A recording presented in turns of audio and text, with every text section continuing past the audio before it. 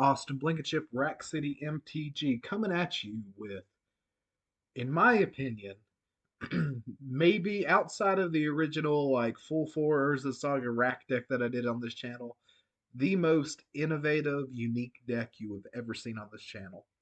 Um, so the deck that I played in the last video, it has done insanely well in leagues.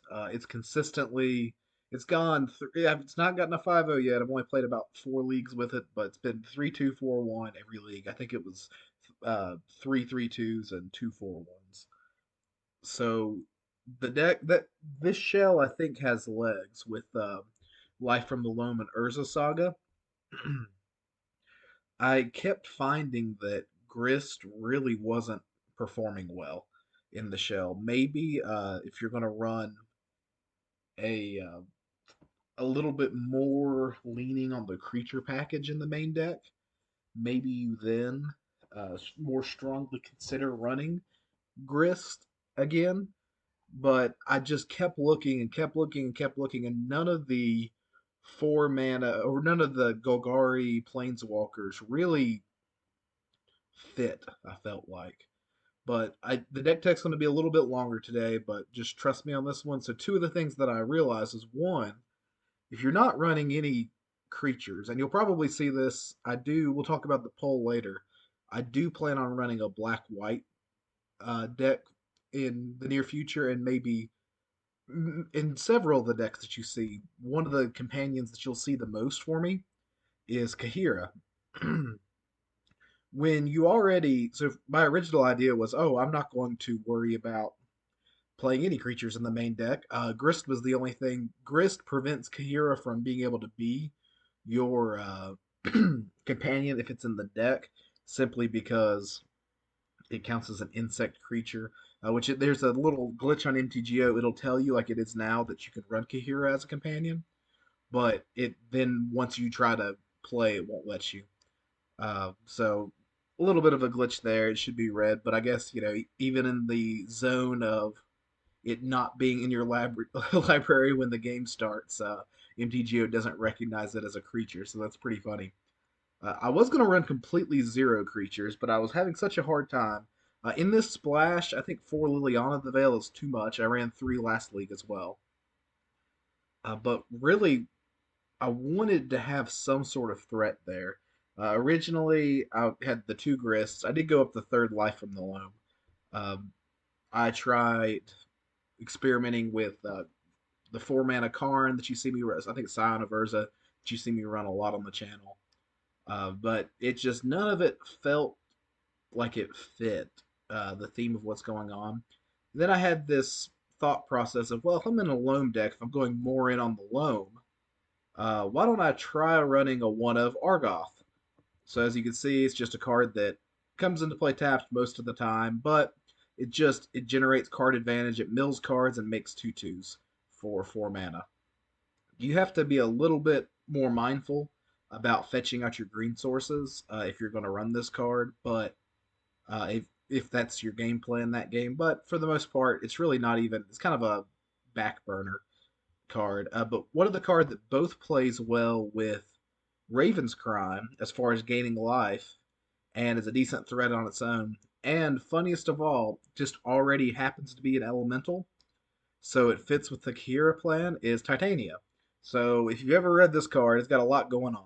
Whenever one or more land cards are put into your graveyard from anywhere, you gain 2 life. So that includes when we mill over them with Loam, if we discard them with Liliana, if we discard them with Raven's Crime. So this thing can generate like 4 to 6 life a turn sometimes. So it can help us fight and get away. It also has reach and Stonewall's really like it completely blanks Dragon Rage channelers. So there's a lot of good things going on with the body as a 3/4 with reach for 3 mana just on its own. When it melds, if you can get it to meld, so when it enters the battlefield, return all land cards from your graveyard to the battlefield tapped. If it melds for whatever reason, let's see, so if you own both of them, and there's 4 more land cards in your graveyard, that's not difficult to do with Loam. It flips, it brings all those lands back, and having all those sagas back and all those Besejus and all those Takanumas. I hope that we pull it off. That's not it flipping is not the goal of the deck or anything, but that would be very hilarious to be able to flip that and get us a Titania. Sideboarding wise, well, actually, let me reset just a little bit. The other thing that you've not seen yet on the channel that I've played a lot off video, I keep reminding myself to tell you all about this one is Bag of Holding. I've been experimenting. Next time you see me play mono black, like a true 8 rack build, like a traditional, like running all 4 of my racks, you'll probably see this card as a one of. I've been impressed with it, seeing it in Golgari rock decks over the past. I mean, it's been almost a year that people have been playing it a little bit, but over the past few months, it's really amplified how many deck lists are running it, and I think this just helps us grind a little bit better. Um, it doesn't really synergize great with Raven's Crime specifically, so I thought about putting it in the sideboard, but I think it does enough of the being able to loot away the lands with that you're getting back with Loam and create card advantage that way that I think it's fine. And of course, you can pay 4 and sacrifice it and get all the ones that it's exiling back anyway. So I think it'll be okay, especially as a one of just for those really long grindy games. Kind of replaces our Castle Lockwade because we don't want to be stone cold to Blood Moon. We're already really weak to it because of our Urza sagas. We want to be able to, which maybe makes you want to put a basic forest in the deck, but I think basic forest we already have 3 lands that just tap for just green. It seems like it's a little bit magical Christmas land that you're going to be able to fetch just one of your 4 fetches to get a basic forest in response to a blood moon. You're probably tapped out when a blood moon comes down anyway, but just those little things that can help just a little bit against the deck. I did go down one of the nurturing peat lands is what I decided for the Argoth, so we'll see how that looks. Really, the shell overall in the main deck is the same. The 2 sideboard choices, we have a very straightforward sideboard, right? We have 12 of our cards are 3 cards.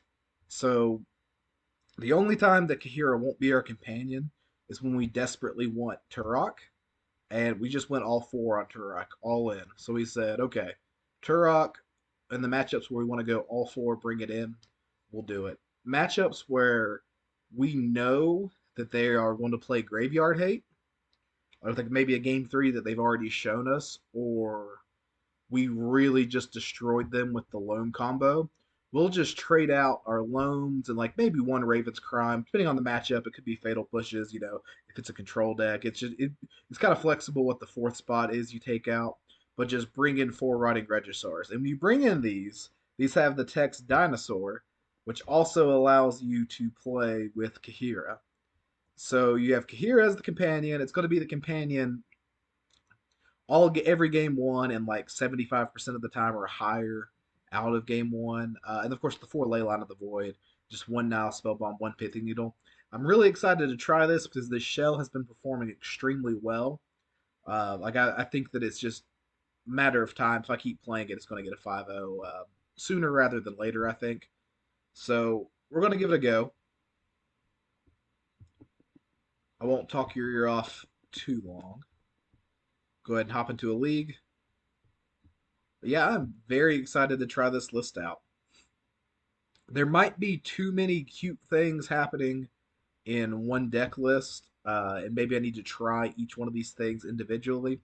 But for the sake of the quality of the video and doing something interesting and fun for content purposes, I'm going to just go ahead and try all 3 or 4 of the things I've been brainstorming and working on lately. I'm excited for it. I'm excited for the Kahira package and stuff going forward.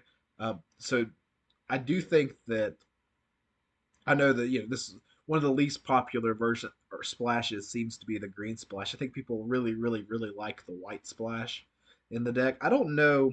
I think the green splash is the best splash if you're going to splash, just because Boseiju itself is just so absolutely nuts. I'm right now, as far as I'm going to try to play a Pox deck. I've not decided if I want to stay splashing that 3rd color for Boseiju and running Abzan Pox, but really it's just, the only reason there's a green is for Boseiju and Prismatic Ending. or if I want to go do Mardu, which is a deck. I don't think I've ever played it on stream, but I've brewed with it and played with it a lot before. Where if you're not running 8 rack, like if you're not running the racks, you can run Hidetsugu Consumes All, and that's pretty good against most of the meta. So those are the two that I'm most likely to play next on the channel, and both of those will actually probably have Kahira as a companion. So you'll be seeing a lot of Kahira in the near future, more than likely. With this hand, we are going to keep. Oh, we're playing against Doomwake. Sweet. Doomwake is probably streaming right now. Um, he usually is playing something pretty spicy. He's not been playing. He's not been playing modern recently. I know that. If you haven't checked out his channel before, I encourage checking it out.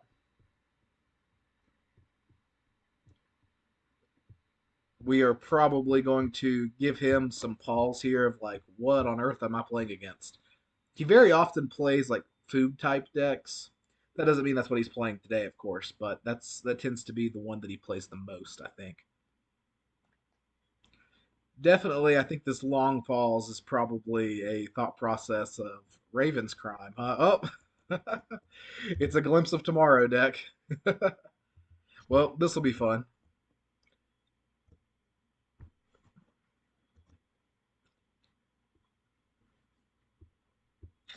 So I think here we go fetch for a basic swamp. Hmm. I think we just want our land in the graveyard, or our loam in the graveyard. I mean,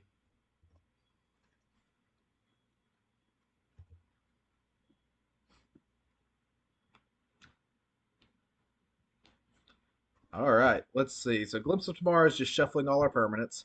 I'm gonna mill some with the loam.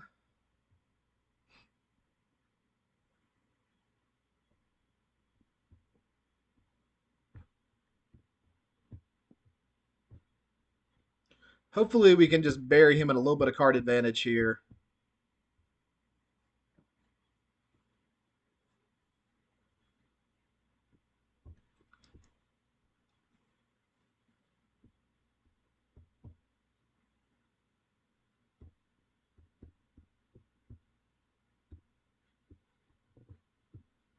And we'll do our 2 mana draw 3, and we'll just pass the turn. I'm not sure if we're going to dredge loam next turn or not. So if you're not familiar with Glimpse of Tomorrow combo, you shuffle all your permanents you own into your library, and you reveal that many cards. Okay, so they're going for it right away. So they're glimpsing. Let's see what they get. They just got 3 more lands. Cool. Let's see what all they revealed. Okay.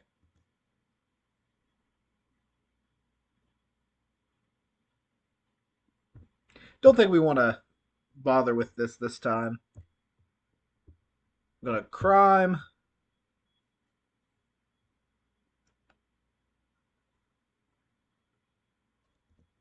Discard the Emrakul.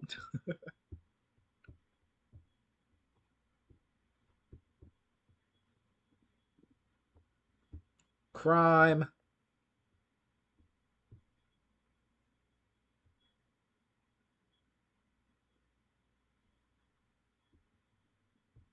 I believe we want to crime one more time.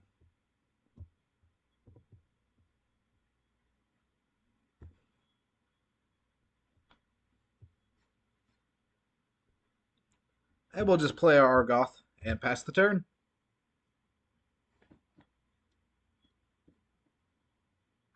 We'll see what our opponent has here. Let's see, one with the mind, so or one with the multiverse. So they could just start going off with it hypothetically. Furies, omniscience, just a good old violent outburst. So they can just like if he gets a good trigger, he just wins the game most of the time. Got it.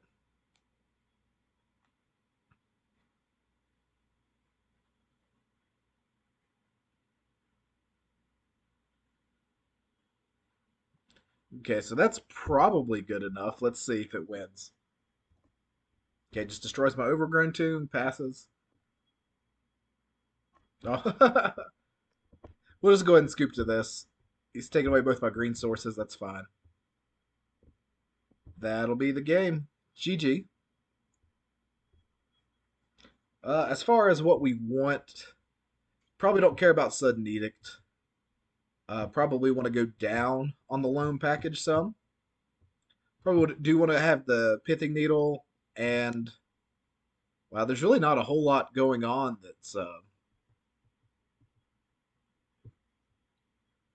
that I think is really worth doing for us. Let's go down the Spell Bomb and we'll just play some Regisars and we'll probably mulligan kind of I think maybe we go down the fatal pushes here too. Let's see if that is worth it. Okay. Didn't get it done in time.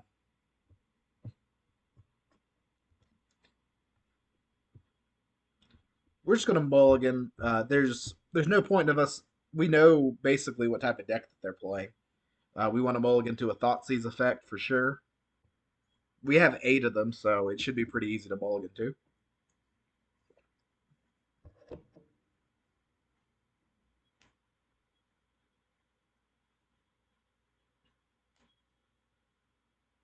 So that this hand basically does nothing. But it was the last hand was better. We're just gonna keep mulliganing.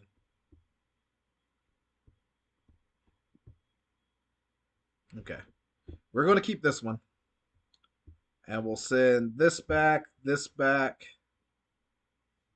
and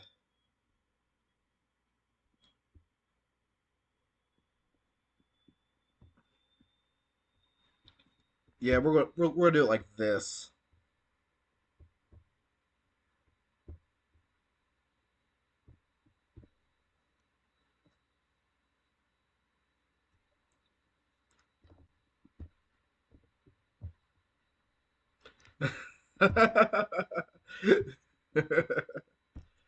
Good games.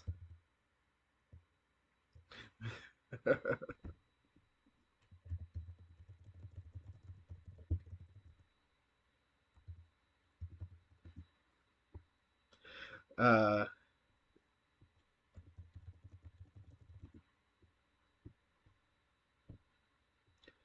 GG. Round one did not go very well. Sweet deck from our opponent.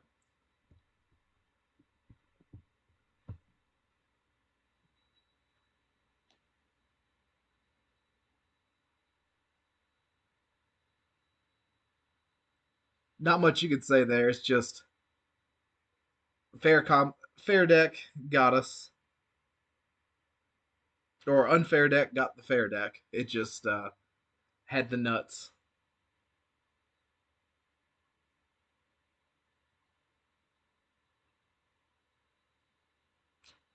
Well, so not a great start, obviously, but if you're a fan of Doomwake's channel, definitely give that a look.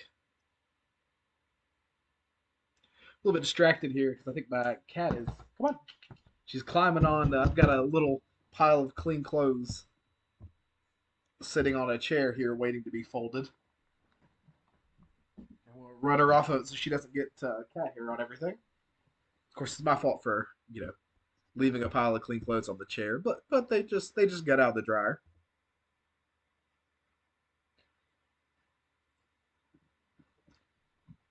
Opponent is on Merfolk. No Aether Vial is nice, especially when they're leading on Cavern. Like we don't even have to worry about much of anything really on turn one. The intuition is to maybe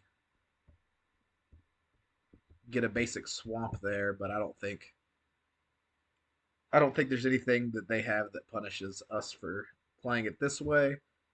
Let's see. Oh, we're just going to take the Hex Catcher. That's the one that's going to be much more annoying going forward. Really want to hit a third land here. Having to play Saga next turn is pretty horrible value wise. And especially like if we do it and then we have to make the choice of running the Liliana out to a subtlety. So Please, let's hit a land. Come on. Of course, we don't hit the land because why would we? It looks like it's going to be. It seems like it's going to be one of those uh, leagues. This league, but hand's too good to not keep, especially on the draw. Like you have multiple draw steps to try to hit just any land, basically. We won't. We. It's unlikely that we're going to get value out of our Urza Saga. The subtlety is well, as far as like making creatures, we can definitely just pithing needle the mutavault.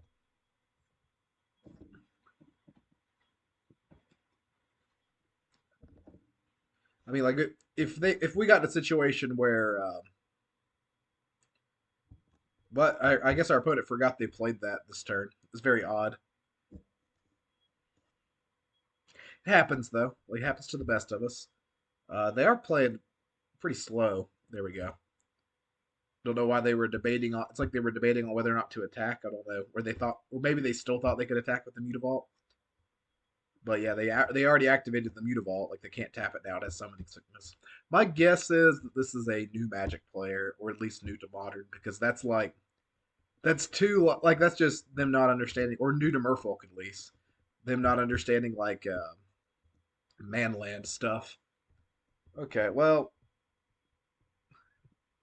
this stinks because this is what we were going to get with our Urza Saga, and we still haven't hit our land. So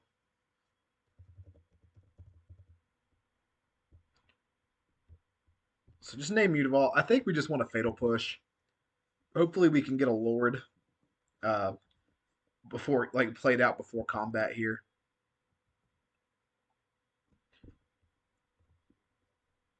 Double not hitting a land there is rough.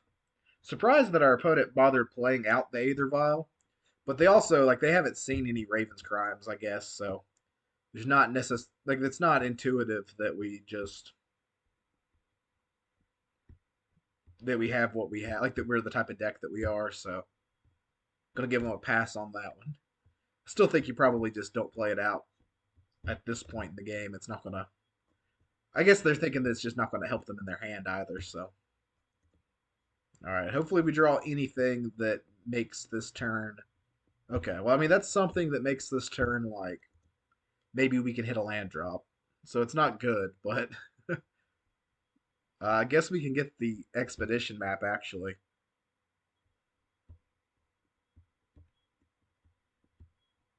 And we're actually probably going to get the Urborg here, I think.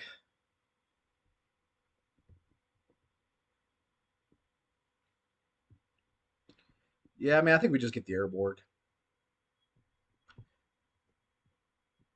And we really want to start getting these Ravens crimes out of our hands before they become like unplayably bad, as they will pretty quickly in this matchup. Because once we start getting in top deck mode, I mean, it's they don't really do anything if you have three of them stuck in hand. I'm pretty certain in our like in our the opening hand we only had one Raven's Crime, right? Like we had the Thoughtseize Inquisition Fatal Push. Okay. I'm not sure why they did that in response, but I'll just F6 value, I guess. Yeah, if you are my opponent and you do happen to see this video, because I've had people talk to you about it before, um, no hate, but I do like just making the observations that some of the things seem like stuff that a newer player would do. That doesn't mean that they are a newer player. Everyone has bad days, but I mean they've been around long enough to have them not a Birds of Paradise avatar. So maybe it's just one of those days. A force of negation. That's good to know about. This is frustrating that we have to do this, and so that's good that we didn't play out the Liliana. I don't think actually that with their mana it didn't matter, but we are in trouble if we don't draw into something better than what we currently have going on. Okay, so this was a pretty horrible draw for us, is the Inquisition. At least that's something that we can discard the Liliana of the Veil. Basically, all of our opponent's draws are live, and we have a pretty limited range of live draws here. So, interestingly enough, like neither one of these matchups have showcased at all the things that I want to showcase about the deck. So that's a little bit, as far as content wise, that's a little bit frustrating.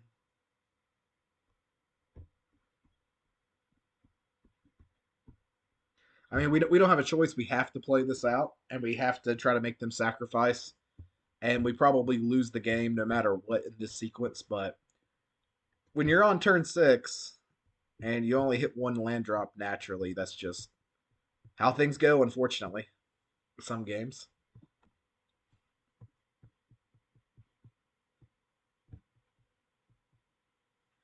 Especially when the deck's 24 lands and built around being able to recur lands out of your graveyard. Like a lot of the cards we have are exclusively for that. Just ran bad this game, and that's okay. It happens sometimes. Not sure what our opponent's waiting to sacrifice still. Um, so they prefer to keep this card. Like, let me reread this and make sure. Maybe they think I'm some sort of reanimator. Maybe I don't know. Like it just seems like it's just objectively correct to just keep the 2/2 and not the 1/1 because they could have just ignored it if they wanted to and attacked me twice and won. Well, we'll see if they have anything pretty quickly. If they had the 3 drop that I well now we're going to hit all of our lands, of course. Kahira's going to look good. Woo! That makes me happy though. Y'all do get to see Kahira this game. Oh, a dismember. Yeah. So it did hit something.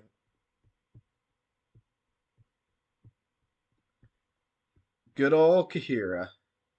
I'm not sure what they think that we're on that keeping the miscolor is better. That's what I'm so confused about. It's like what's the thought process behind keeping the miscolor over the trickster? Because had they kept the trickster and had they just attacked us instead of the Liliana, we would then be dead this turn.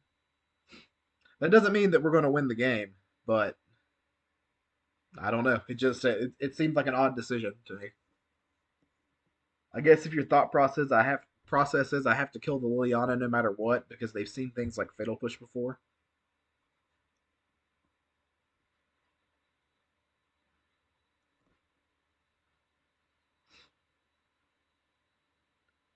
So why are we if we have Aether Vial, why are we casting a 2 mana Merfolk spell? Oh, just so they could get this value. Yeah, that's fine.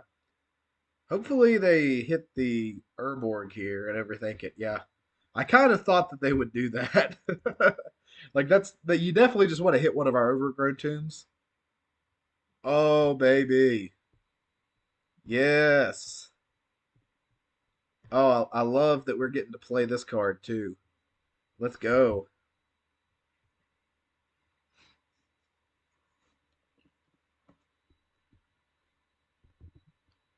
Oh, this is a much better card to play in this spot than the Kahira. And next turn we'll be able to attack with it with vigilance. Oh, nice. The one of so out of all those bad draws, they still have like so they've drawn so poorly. I feel bad for them. Like this has been like horrific luck on their part after like if you look at like how their draws lined up.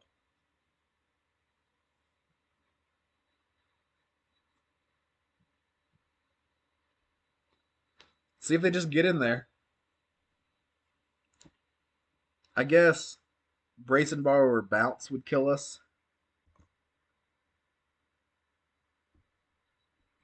They don't appear to have that. Let's just for combat, if they have like a bounce spell or if they have, some sort of flash creature or something, but we can operate with full information here. Okay, just a Mutavault. That's fine.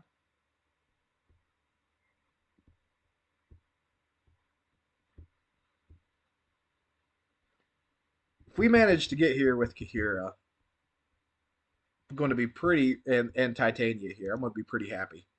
So this thing has vigilance too because it's an elemental. Does that have any attack trigger? No, it does not.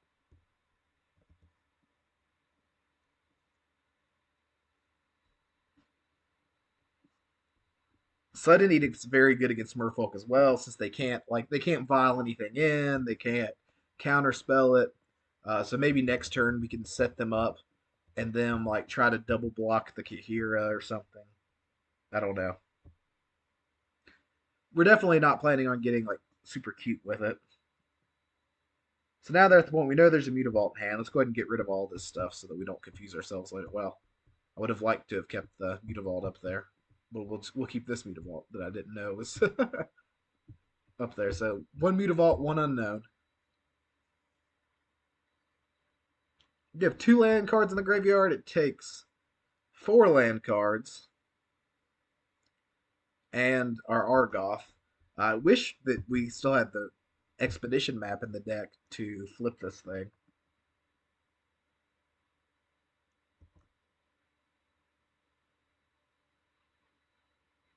Okay, that's pretty good. So first, let's go to combat.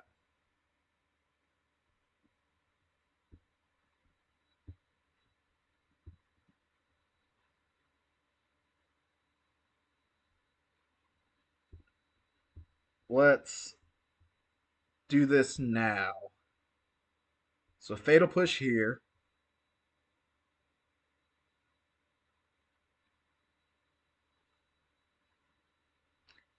And I think that we probably are okay with whatever. It seems like it's probably a trickster. I'm not sure.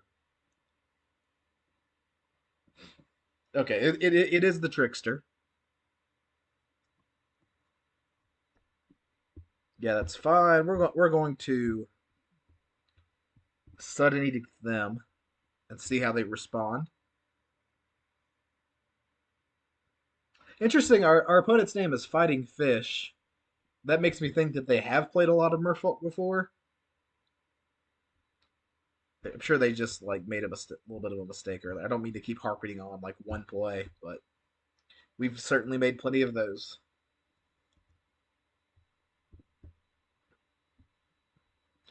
I think this is Vigilance. Let me read it. This is the first time I've ever played with this card um, in Modern. Played it a little bit in other formats. Like if they're willing to trade Trickster for it, I'm down with that. I didn't think they were.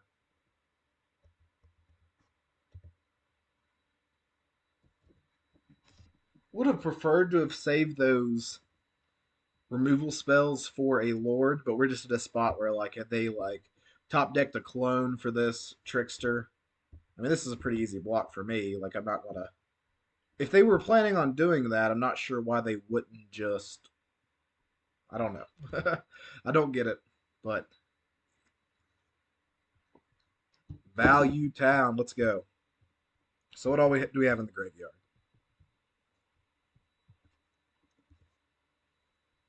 Hopefully this attack, if they have anything, will trigger that.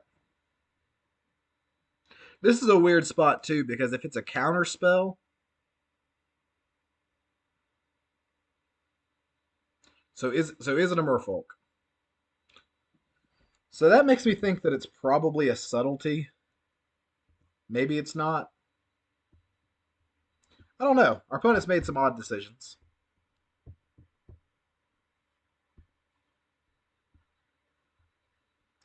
So I think we'd rather gain 2 life than worry about the vial here. Just in case we don't roll over a land with this Witherbloom command. Counterspell's turned off Force of Negation's turned off. Like they really don't have anything going on here. Let's just get the Urza Saga.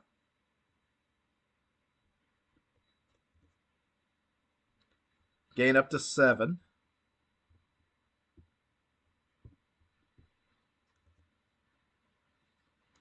We should be in good shape now. I'm not sure what they have in hand that they were trying to cast there, especially tapping for Merfolk. I do wish that we've ran into a lot lately on videos opponents that play pretty slow. Like there's not they have one card in hand, like there's not really anything that they any decision points that they could be making other than when to play it. It's tempting to get F6 value on their turn, but I will pretend like maybe I have Fatal Push or something, make them think for a second.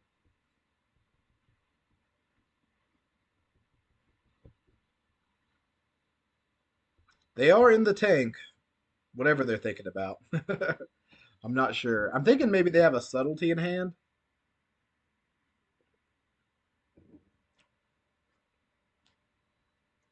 But I feel like if they did, they would just go ahead and tick up their Aether Vial. At least that seems like the smart thing to do to me. I don't know the context of their hand or their deck list though, so once again, opponent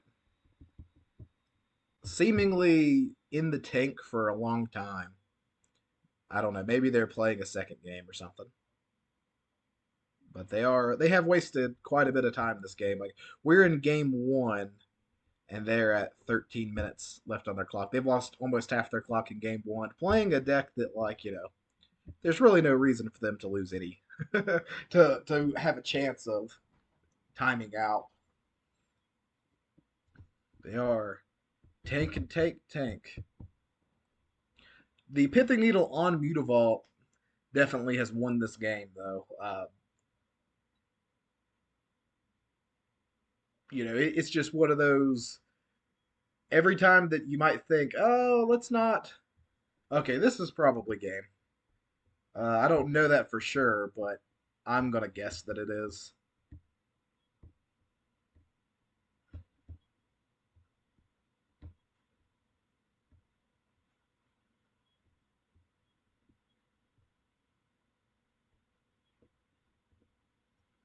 Just get Saga, Swamp, and Catacombs.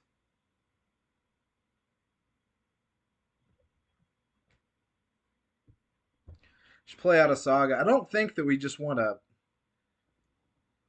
throw this Thoughtseize out there. Maybe we do. We have the Urborg in play, so what we'll do instead of Thoughtseizing, well, that won't get anything though. So let's just attack, see what they're doing. I don't think there's any way for them to kill this Titania. Like they could vial in a Lord, flash in the other Lord, and it still does. I mean, it would still trade 1 for 1. It's not like they could outgrow it and get us that way.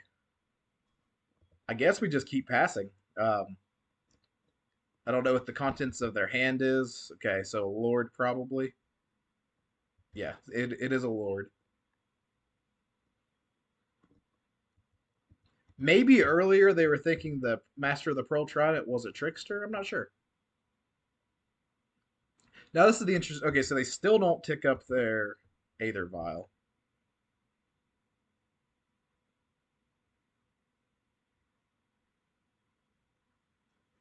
Okay, they do concede. That was seemed like an unnecessarily long last 3 turns there. So sorry for that as far as content goes. Deck list wise, I think we go down the Nile Spellbomb. Maybe we want to go down the Bag of Holding, maybe not. Probably just Nile Spellbomb for the second Pithing Needle so we could get Vial and Mutavault potentially. I don't think, unless they show us that they're bringing in like 4 main deck Relic of Progenitus or something, we're not going to worry about bringing in the Regisars yet. They don't really do a good, like in my opinion, they don't do a good enough job against aggro decks just to justify doing like that cute little sideboard swapping action.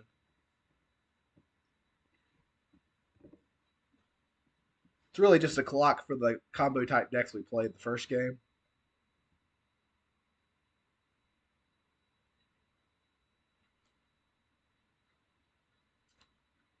So let's see. Our opponent is also. I've got a feeling maybe that they're double queued, and maybe that's the issue. Because if your name is Fighting Fish, I'm guessing that you play a little bit of Merfolk. And if you play a little bit of Merfolk, I'm not sure why it's taken this long to play the game, but let's see. Because they mulligan, I'm able to keep this hand. I think it's good enough in most spots.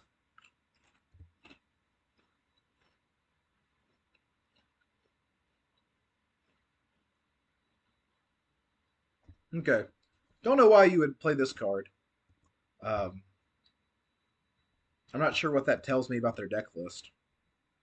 If they mulligan to that, okay, the Fatal Push is very good.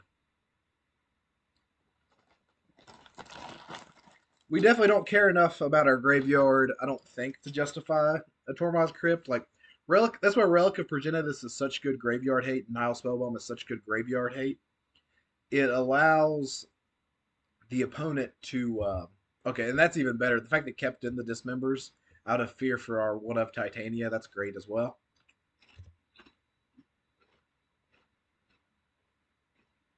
But a lot of times, like Leyline of the Void would not be great against my deck. But Relic of Progenitus is great because it cantrips. They can do it. They can keep my graveyard down. It's just like that card would be better, I think, than Tormod's Crypt, which is it is 0 mana, but it doesn't actually speed up your clock any to play it.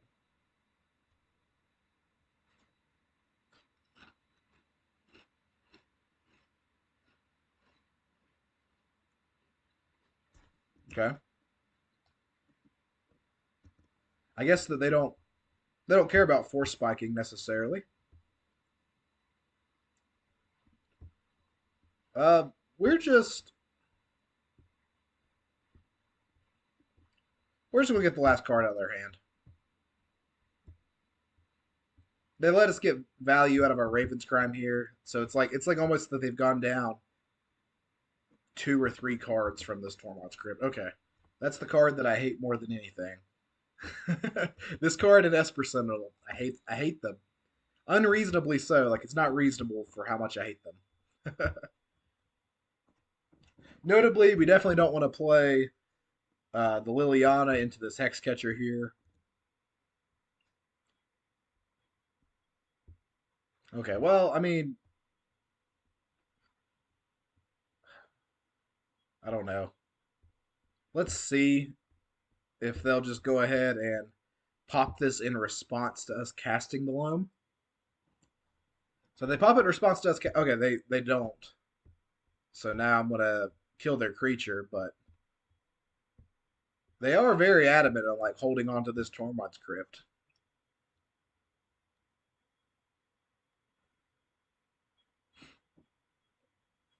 I guess they're maybe specifically fearing us flipping the Titania, but that's not really the goal of our deck. So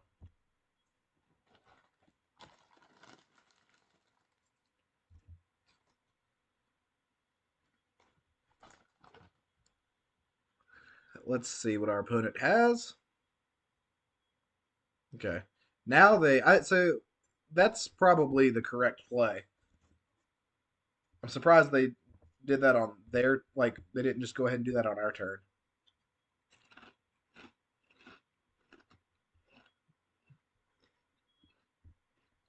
Let's see if we can bait out any sort of counter spell. We'll just name Mutavault. Don't really care about Vinyl anymore.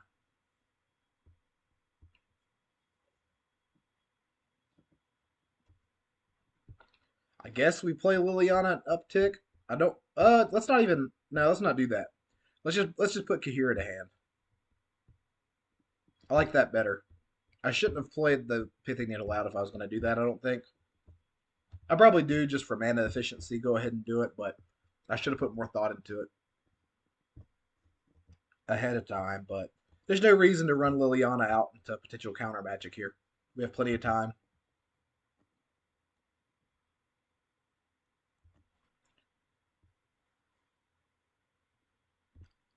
All right. Let's just see if they how they respond to this. Well, Kahira has looked good because this will either get out a counter spell or this is going to be a clock that we got to play as an eighth card in hand for free, which looks pretty good. I, I've been thinking like I don't know if it's better than Obosh or not. Okay, it was a dismember. That was worth playing around though. I'd rather have the Liliana than the Kahira.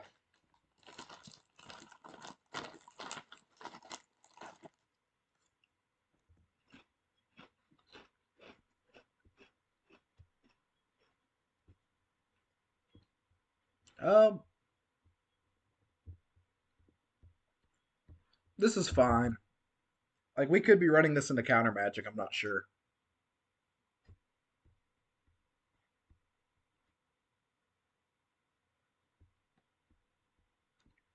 We can just get rid of Pithing Needle at this point. Oh, just an island from our opponent. Cool. We have the Nurturing Peatland to cycle here in a minute, which will probably take literally a minute, but before it gets back to our turn at the pace our opponent's playing. Okay. Thank God. Thank you, opponent, for just go ahead and scooping there, though, instead of us having to play out what that was getting ready to be.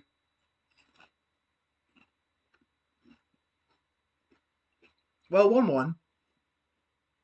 Hopefully you didn't just immediately leave when we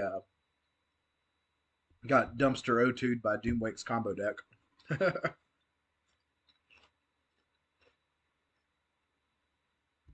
Take just a second to snack a little bit because I prefer not to do that while I'm actually playing.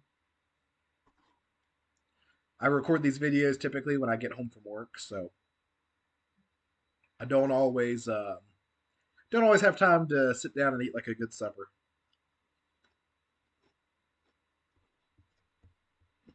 All right, paired up. Mr. Poggers. Well, guessing our opponent is less than the age of 24.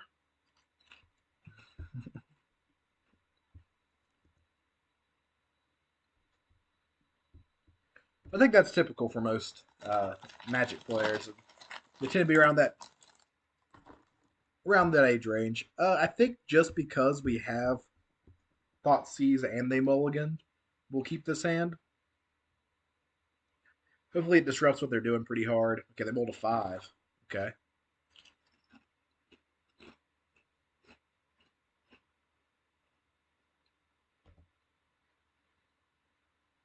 This could either be very good or very bad. Okay. So it looks like they're a Hammer Time deck, which that's probably good for us. We'll just Thoughtseize, make sure we get the best card out of their hand. I think we just take the Stoneforge Mystic. I mean, we definitely do because Sudden Edict takes care of Pure Steel Paladin without them going up a card. So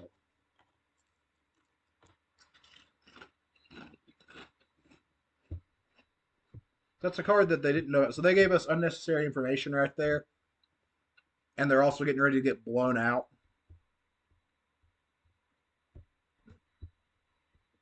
So that's nice.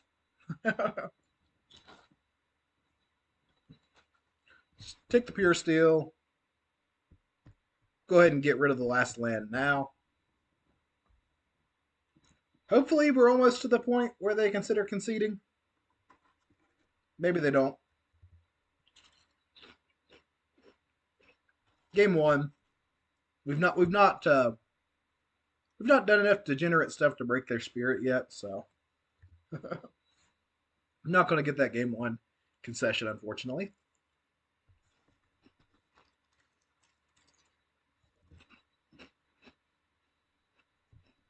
Okay. Well, If this doesn't do it, I'm not sure what will.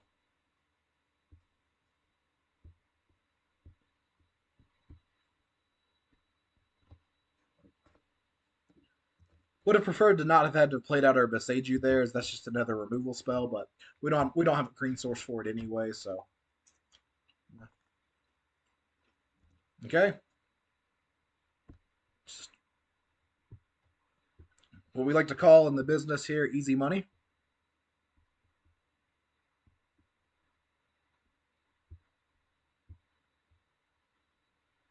I should have tapped the Beseiju. I just was getting too flippant there. It shouldn't matter. Like the game's probably over, but you never know.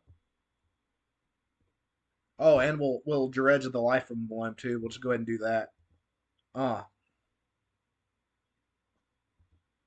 next turn we'll loam and edict. Actually, we're just gonna edict. Oh, even better. Now we get the value. So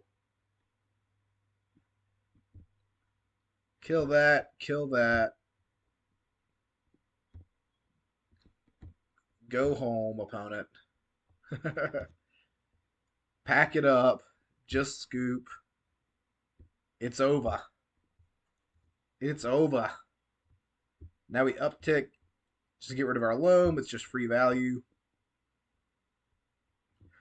Oh, let's get rid. No, yeah, let's get rid of our loam.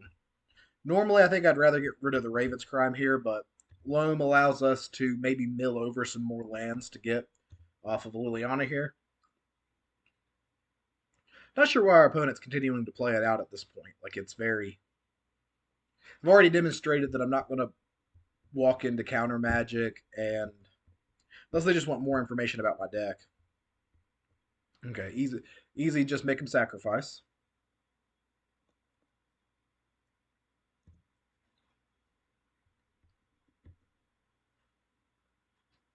Okay, do we mill over anything? We did not.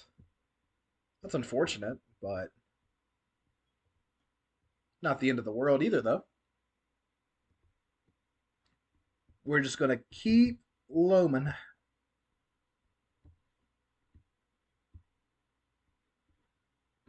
Our sad only hitting one land life from the loam.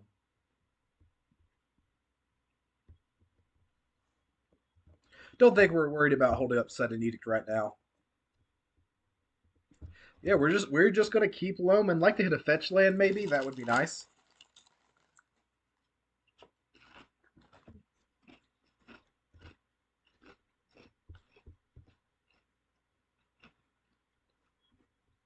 Do we hit anything good? Well, we still not really hitting lands. Okay.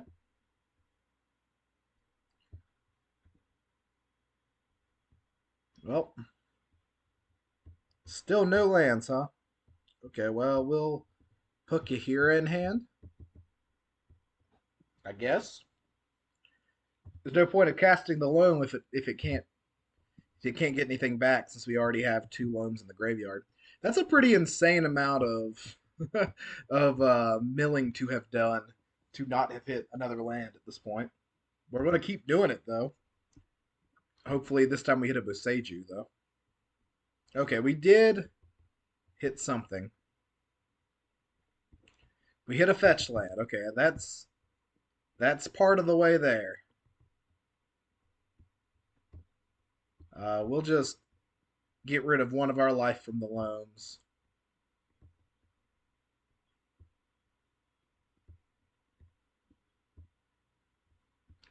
Get our sad one Verdict Catacombs. Then we'll fetch Shock here and play our Kahira.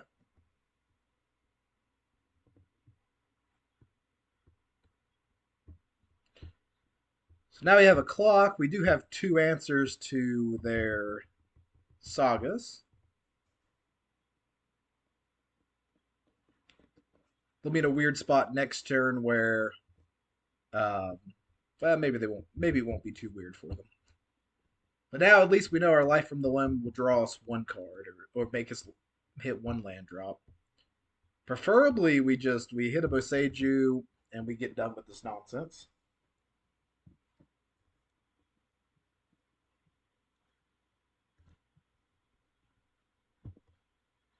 So now we loam. What all do we hit off the loam? Okay, now we're cooking with gas. Okay, this is what we want to see.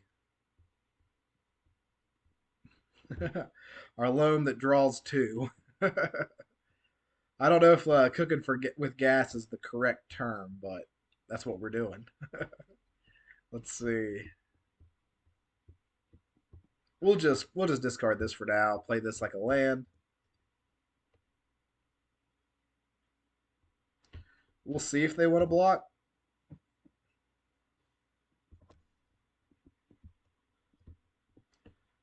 Getting Pithing Needle on Liliana would be annoying. So I got to make sure that they actually have the construct token first.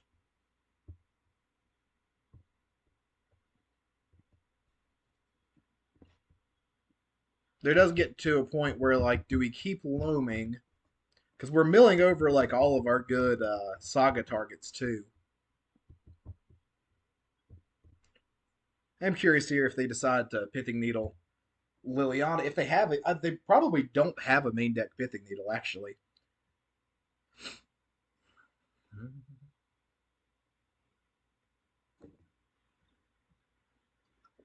I don't think people typically run that in Hammer Time.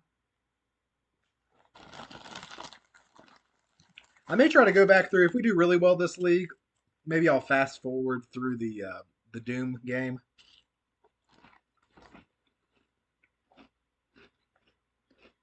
Ginger Brute. Okay, don't care about Ginger Brute.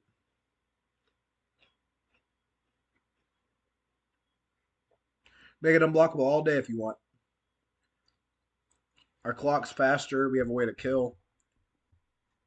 Oh yeah, and they're not even bothering attacking us. They're just attacking the Liliana.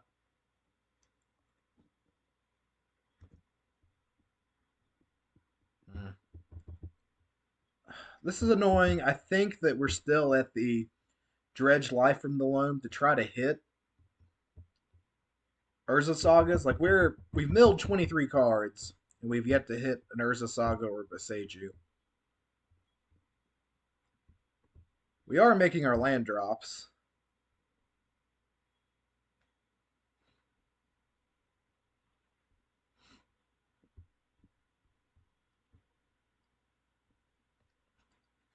I think this is how we have to do this, unfortunately. We still have our discard engine with Raven's Crime and Life from the Loam here, but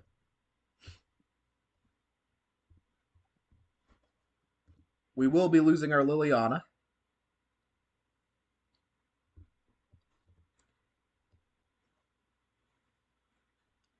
This is unfortunate. Like we've not milled over anything. Like we've of that's beneficial to us. Like if we just hit one saga, we're in good shape. Okay, that's fine. Yeah, we made this play knowing we were going to lose the Liliana because we were going to lose the Liliana in a few turns anyway, and like they were going to keep attacking it so that I couldn't edict them again. Okay, that's great for us. Paradise Mantle's not particularly good in this spot. I think that I don't know. I understand running Paradise Mantle. I think there's probably like you might be crossing into too cute territory, but here we are also being too cute. So what do I know?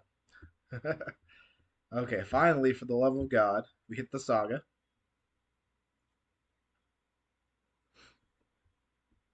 That's probably our last dredged life from the loam for a while. The rest of the game now, we do just want to draw live action spells if we can help it.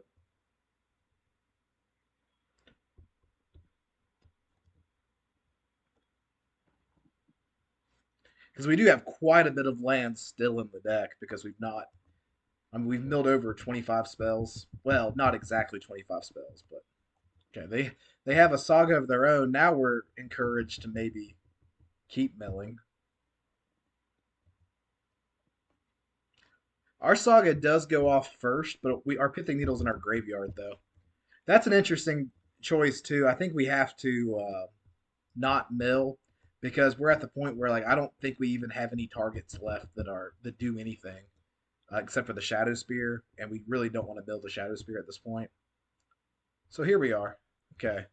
And this is the fear of like this is why loam is kind of good in these late game spots because it keeps you from drawing these dead discard spells. You have this weird card advantage engine instead. But this is just we have to try to draw into something. I guess we don't have to, but I think it's a wise idea too.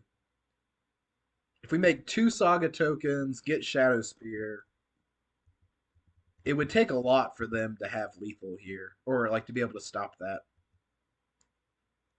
I mean, it would take like something insane for them to have lethal. Yeah, that's not that's not really what we're worried about. They're just gonna play defensively probably. Let's see. We should have plenty of swamps left. This gives us a look too. So bag of holding, expedition map, shadow spear. I think we just get the shadow spear.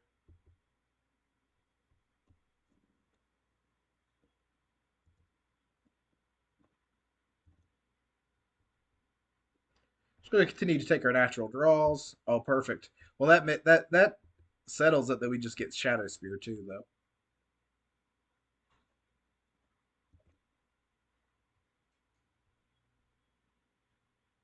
Or does it? Let me think. So if they make a construct this turn, it enters as a 3/3, blocks as a. It could be a 4/4 with Ink Moth. So I do think we have to get the shadow spear. This just this makes them have to sacrifice stuff, and we're not going to give them more information by playing out the saga yet.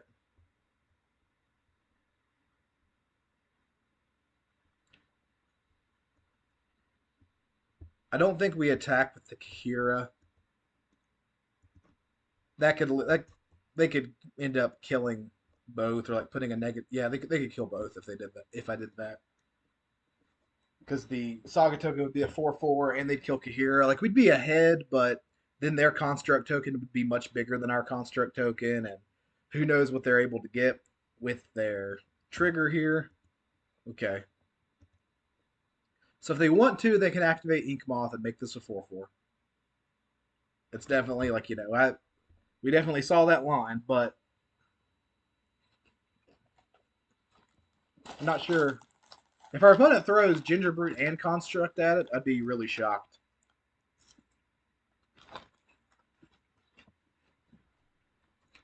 This really doesn't make any sense.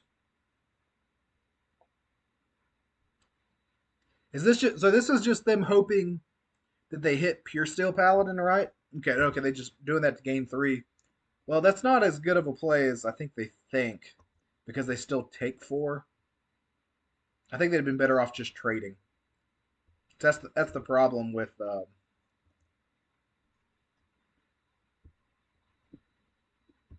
We'll just move this to this token.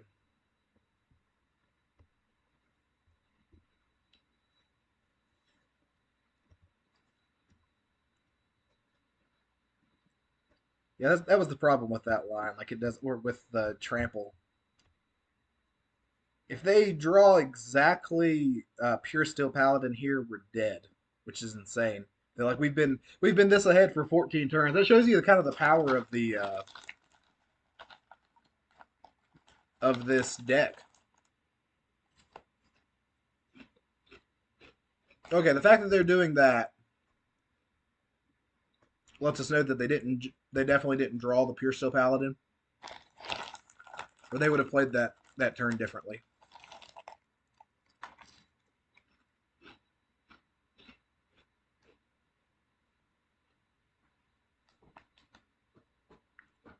Where'd they get the Springleaf Drum? They must just be out of decent targets now. Okay, just the Esper Sentinel, that's fine.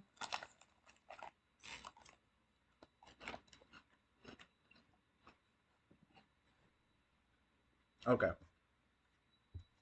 I thought they were equipping up Inkmoth Nexus to attack. I think there that you just put it on the construct though, right? Now you only have two blockers. Yeah, they just killed themselves by doing that. Oh well. It is what it is. Okay, so this is the one where I think we don't care about the loan package at all. I don't think that we typically care about Kahira. I know that match Kahira looked good, but I think having four Turok in your deck is better. Uh, don't care about Nile Spellbomb. We want the second Pithing Needle. And so this is why I like this sideboard plan. It really is just straightforward, like four in, four out, go go. Sorry, I'm sure you could hear that bag rattling. That's the last bit of a little my supper snack.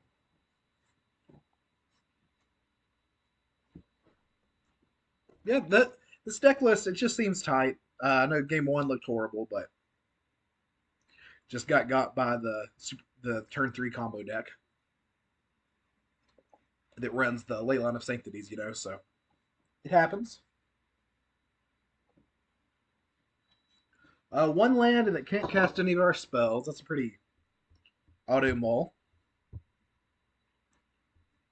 Okay, this is a keepable hand. I think the Pithing Needle is what goes back. Yeah, it can't be one of the lands because the Beseju's a spell here. It could have. It was between Pithing Needle and Expedition Map. Hopefully, okay, that's the one card that God, I hate this Magic card. Like I legitimately can't stand it. I'm not sure. I mean, it helps that these sorts of decks play against our sort of deck, but I guess that's something. Well, I mean, we have to check and make sure they don't just kill us this turn. It appears like they probably kill us pretty quickly this game. Hmm. We have to take the Stoneforge Mystic because the Sigarda's Aid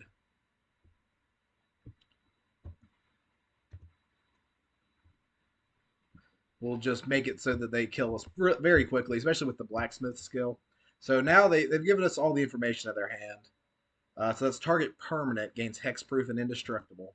So that even includes like we can't even like we still get got by Boseiju, or we still can't play our Boseiju into it. So that's fun.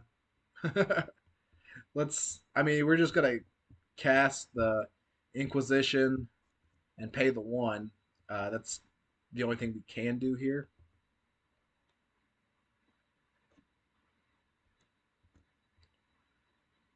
Okay.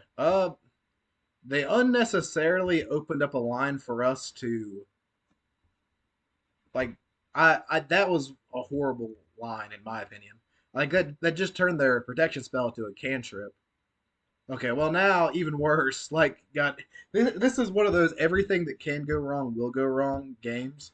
Now we have to leave the Pure Steel Paladin in hand because they were able to cantrip.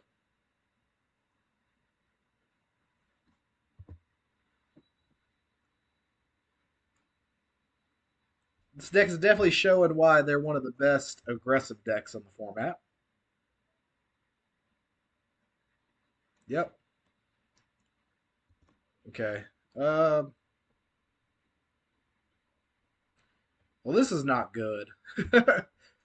Not very good at all. We'll just get our Ursa Saga, I guess. Maybe you get, maybe you try to like play this grindy game where you get Beseju, but it just, we're just not in a good spot here. It's this card right here, single handedly. It's this and the Svelune will just tilt games like this that really wouldn't normally be this tilted. And it's crazy is like they've not drawn great, and it's kept us from just losing. But we've had to make so many decisions that were just like not die decisions that it's just frustrating. Not sure what they're doing here. Is it March of Otherworldly Light? Probably. Okay. Well, this is pretty easy then. So We'll float that.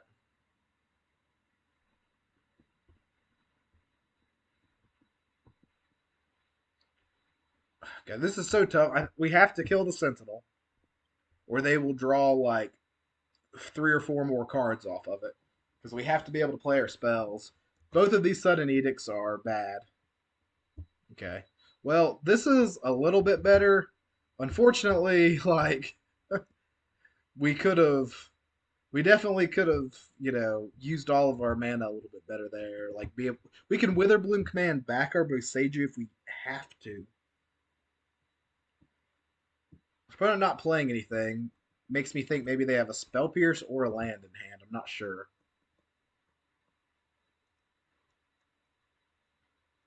Okay, they just second Pierce still. I'd rather. Okay, this is the exact card that I'd prefer to have. Kill that one.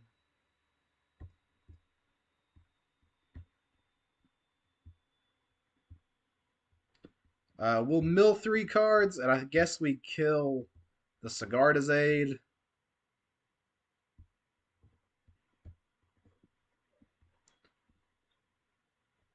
I think we actually just get the. Oh, that exiled the Urza Saga, so that's frustrating.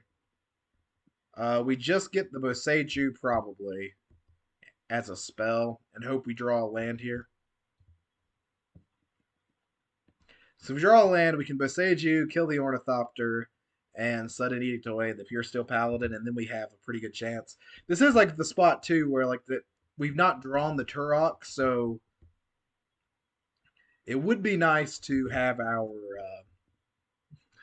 Kahira here. Okay, Pithing Needle. What you naming with your Pithing Needle? Leon of the Veil. That's fine. Well, they know we have Boseiju in hand, so a little bit surprised.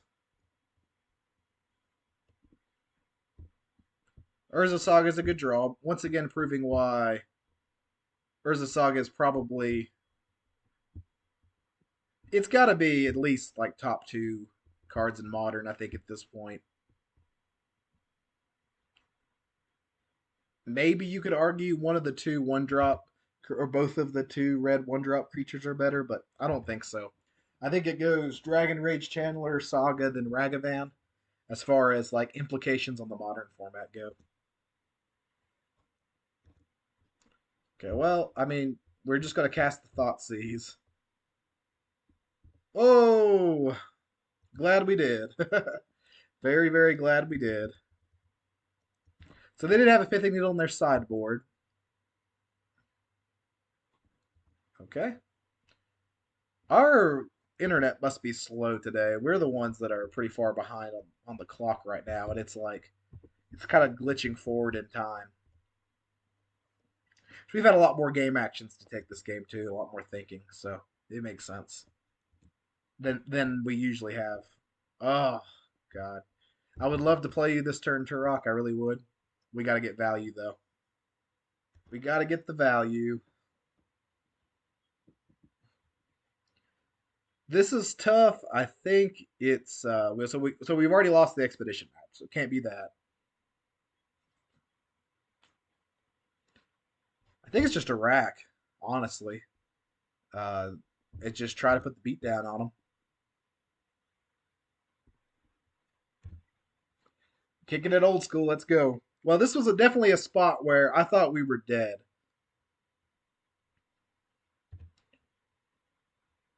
It gets weirder here if they have a way to get Colossal Hammer on Esper Sentinel.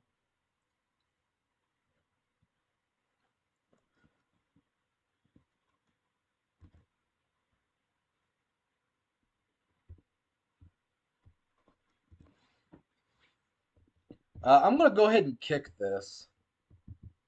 That was like the best card we could have drawn. Was exactly Urza Saga there too. Got him. So they were what were they? They were holding the Sigarda's Aid in hand. Sweet. Now we have a pro white creature in play that we can suit up with our Shadow Spear later if we want to.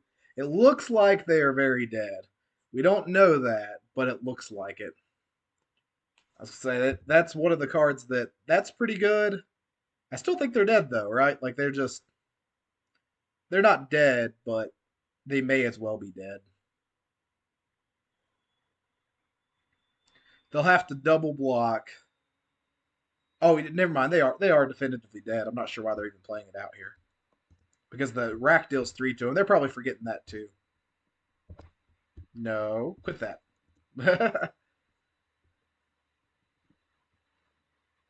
Okay, easy one for us. So back to back 2-0s that both went very slowly.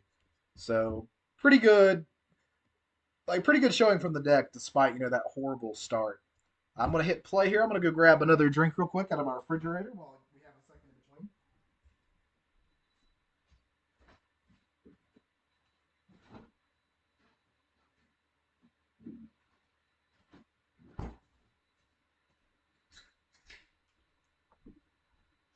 Perfect. I'm back that quickly. Uh, this is a fun one for y'all. In about 2.5 weeks, I'm going back to graduate school. I took a couple classes, but I'm gonna go like full on back in the fall, and I'm gonna take the graduate readiness exam to see if, or to see if I get a little bit of scholarship money of some sort. Sounds a little bit rough because there's no green source, but I think we keep. But y'all let me know in the comments if you are at this part of the video and you have taken the GRE before. Give me your best study tips. I've just been memorizing vocab like crazy, and almost to the point that I'm trying to memorize at least or find at least 10 new definitions of words a day that are like among the most commonly used ones. So it's kind of tricky because if you like I do a lot of reading anyway and a lot of that stuff anyway, so a lot of the words that are among the most used ones I do know, so it ends up being like even though there's 10 words, it's like I only didn't know well like 4 of them maybe. So um, you know if there's a more efficient way to do it, I am so excited for what our opponent has going on here. Let's go.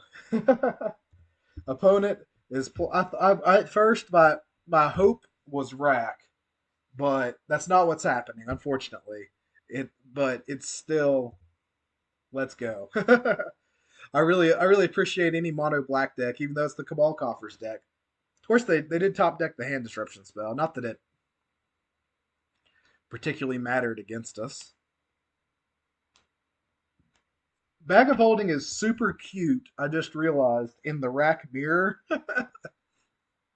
If we were playing the rack mirror, this card would just be busted. So if you were at your LGS and you really want to just get that other guy, so they did take away the Bag of Holding because that really is like of all the cards in our hand, that's the only one that does anything. That lets us loot away all these bad cards. Well, jigs up. This is what we're on. We're playing some rack. Field of Ruin just being a get rid of your green source is annoying because it gets to the point like we're probably not going to be able to cast our Kahira this game at all. But it is what it is. Come on, hit something besides Blood Chief's Thirst. Okay, just another Thoughtseize. This is tricky. I think we just take we definitely just take the Thoughtseize anyway. But I almost wanted them to cast the Thoughtseize just so that they're down a card. Like that, obviously, the Thoughtseize is better against us than the Blood Chief's Thirst. That wasn't a question. So they have no swamps in play. That's pretty crazy to me. I get utility lands, but I think you're at a Cabal Coffers. I get it's a combo. It is. How did it know? It knew ahead of time that when I tapped for 3 mana, that's what I was doing was getting that Kahira. Whoever bought the client from whatever their name is, good on you. Good on you. So hopefully they just keep missing. Hopefully that means they're not having any land drops. Oh God. Well, this makes me want to have a Yavi Maya in our deck. So out of all that I've played, with this mana base with this many leagues, this is the first time this has happened where it's just been like a bunch of cards in my hand uncastable. Okay, well this makes things a little bit easier. They really are pretty far from casting anything. We also have to pay attention. If we play out an Herbor, we probably just lose the game. So we're getting rid of the Fatal Push first. They very highly indicated that Fatal Push is not good against us at all. I'm not sure. I think that maybe that eventually they should have thought about casting that Thoughtseize, but wow, that's rough. So these don't tap for anything right now. As long as we don't play an Urborg, they don't tap for anything. We're going to Inquisition first. So in case they have. Okay, yeah, so like Invoke Despair, Blood Chief's Thirst. We're going to get rid of the Blood Chief's Thirst. Hopefully we just get there on the rack. I'm sure that they have. We're going to dump the Kahira.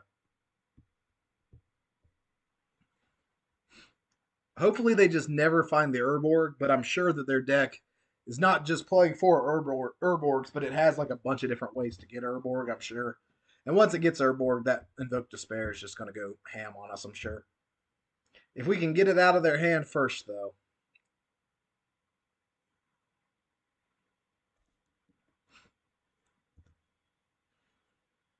Okay. We can, so that's good.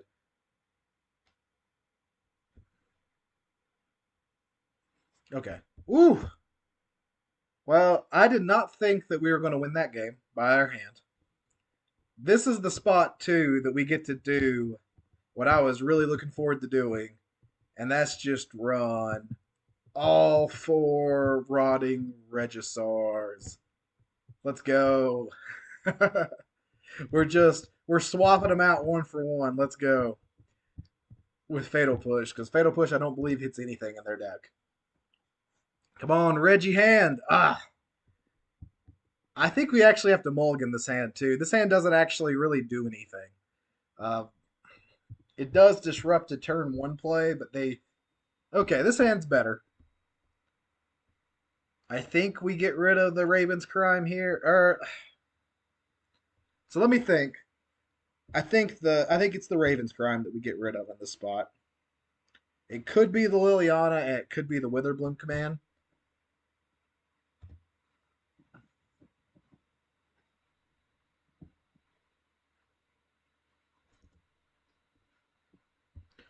Let's go.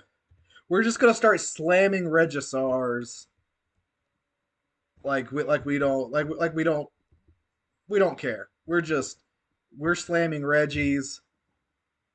God willing, we're gonna have a vigilant Regisar at some point. Okay, just Dothy Voidwalker. Sweet. They're doing the same type of stuff we are. Okay. Okay, now we're at the point. This might be too many Regisars.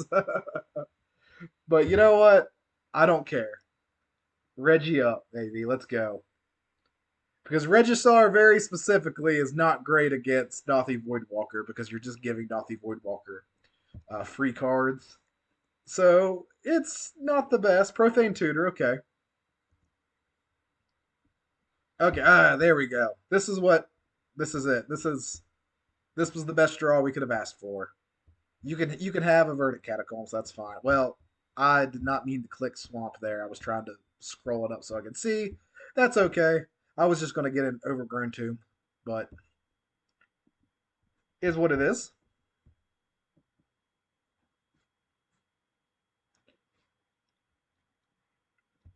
Okay. Hopefully they do not play a second Voidwalker because we discard a lot of cards ourselves on our own.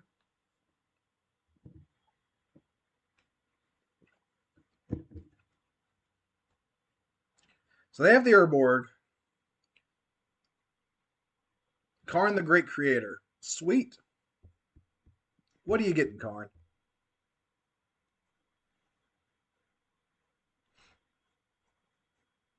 They're thinking about it. She tells me that they might not sideboard at all because they did this awfully fast.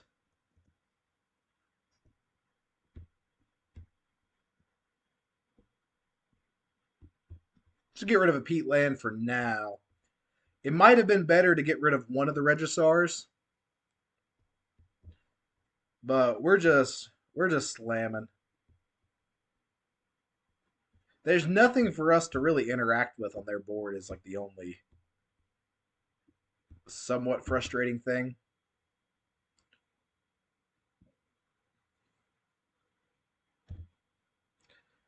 It's Reggie time, baby. Let's go.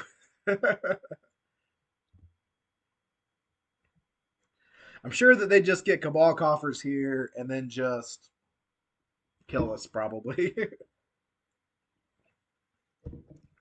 with whatever. Yeah, so there's the Cabal coffers. They got to check how much mana they have. They have 7. They invoke Despair Me. Okay, this is not. Oh, never mind. This is horrible. Oh, I forgot that the Urza Saga was also. Oh god, that's a blowout. Invoke Despair. It's always a 3 for 1, but it was a ruin your day 3 for 1 that time. I mean, we didn't have to discard a card for the Regisar, so that's not nothing. And we can just keep slamming these Reggies. Hopefully he does. Hopefully, or not he, but like our opponent in general doesn't just. Oh god, that's like the worst possible thing that they could have hit too here, because they can freeze one of our mana. Yeah, and I think that's actually going to be okay because I don't think we can win just by slamming Regisar here. So let's go destroy that and try to get our card back. Try to get our Saga back here.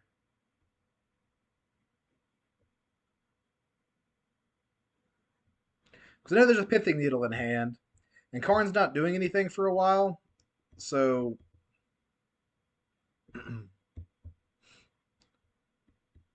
hopefully that means, or this setup works out okay. Hopefully. We might want to, if we draw a land, we're pretty incentivized to not play the Regisar next turn, just so that we can get a construct token and double slam. But the likelihood that like we don't just get destroyed here is pretty low. Like they have so much mana. Okay, so Pithing Needle probably on Saga, I would imagine at this point. Maybe Boseiju if they're paying attention. Okay. Like, and we're at the spot too that Boseiju on coffers really doesn't like do a ton either. So, what do you do? What do you do? Okay, okay. Well, this is something. I don't know how good it is, but it's something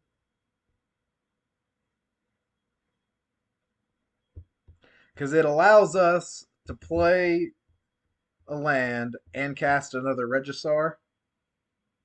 So, like I said, it's not nothing. It is something.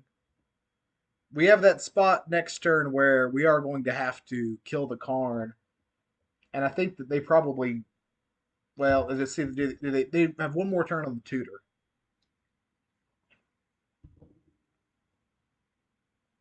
Loam and Registar, by the way, also play pretty well together because it allows you to every other draw step that you get to take a natural draw. Or if you have multiple lands in graveyard, it can just fill your hand back up so that one you could guarantee your land drops, or you can just keep discarding them to the Regisar and keep interaction in your hand. It's a cute little combo. Like it's not like anything insane. Okay, they do make the correct play and just sacrifice their Karn here, which was what I was hoping they don't do, which means they probably have something huge and nasty that they can get with their Karn.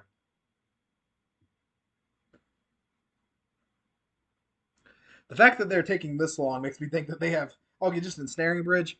Oh well, that's horrible against us. I don't know why they got that. They know that we. Well, I take that back. They don't know that we have Boseiju, so maybe it's not that bad of an idea. Okay. Do they just go ahead and crack this now? They do. Well, we didn't lose our Boseiju there. We have more than one loam available to us.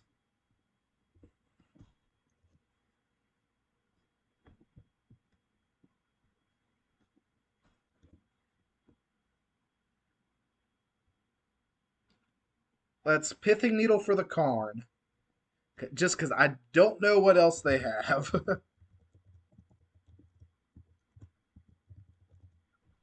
Don't know why that was so hard. Sorry. Uh, Tough spot because we can't really do. We have to choose which one we do here. We're going to lose our other Regisar, but probably going to lose that eventually anyway. And it's we're just digging for Boseiju at this point. Yeah, there's nothing we could have if we were planning on drawing a 3-drop. Maybe we consider playing that out a little bit differently. But for now, this puts pressure on them. Like they might just get Profane Tutor and just get a way to kill us pretty quickly. But if they do, they do. That's fine.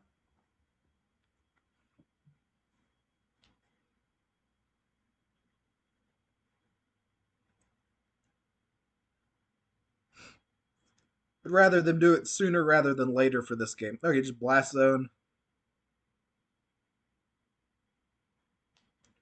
I don't know.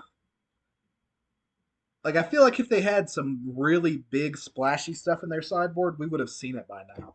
They've had an insane amount of mana. Okay, well, they destroyed their own Pithing Needle by doing that.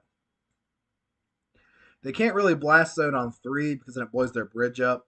Okay, that's the card that I was expecting. Okay. Now, we can't even scoop to that, though, because I was going to say we could scoop, but they have a ensnaring bridge, so like it's not even particularly good.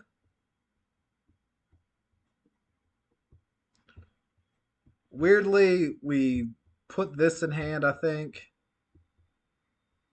Yeah, and like we don't, which instead of playing the Registar and hope that we draw a land, or I would should say hope that we draw a land, and in the case that we draw a land, we have that ready to go.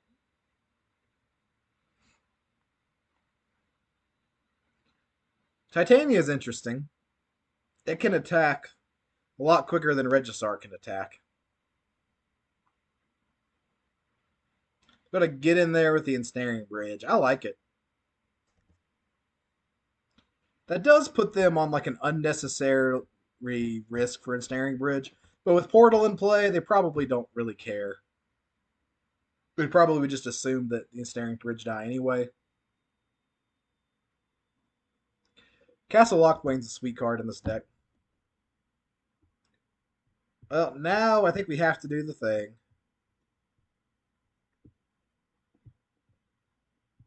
It's not going to particularly matter though. They blew up their own Pithing Needle. Yeah, we do. We do. Well, we could have maybe done this differently, but I think we play Regisar with the plan to maybe discard Kahira even. Or we probably just discard Pete Land and dredge back Life from the Loam trying to hit Boseiju.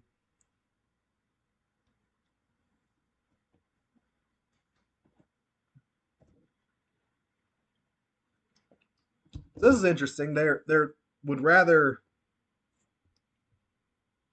search that. We'll clear that out. We've seen all those. They'd rather just take the damage. It'll equate to I guess 2 extra damage if they're going to activate their locked lanes as well. Not sure why they didn't just do that on their turn. Maybe they're worried about something with haste.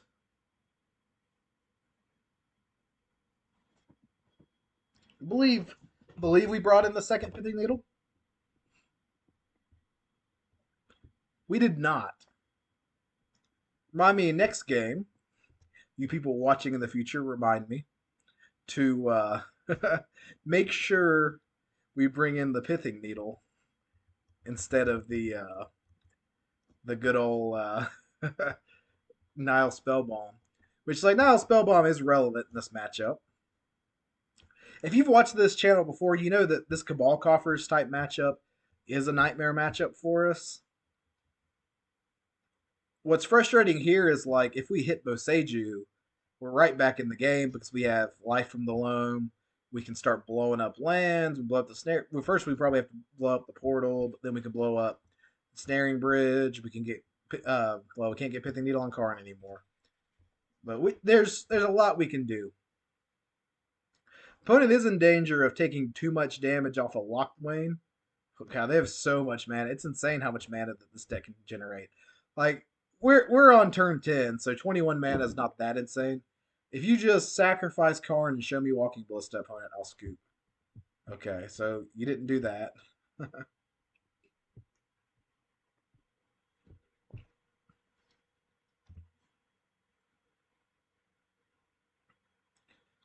This line makes me think that they definitely don't have Walking Ballista, or they would just kill me with Walking Ballista.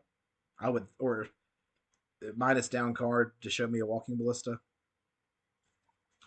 If we don't draw something like super gassy, or there's nothing we can draw. We'll just concede. There's nothing we can draw to get us out of this spot. So we'll just scoop it out. So that's a pretty easy switch. I should have thought of a little bit more. Now Spellbomb for the Pithing Needle. I think Sudden Edict is probably not good enough against them, but I don't know what to bring in instead of that. I think we just keep it for now.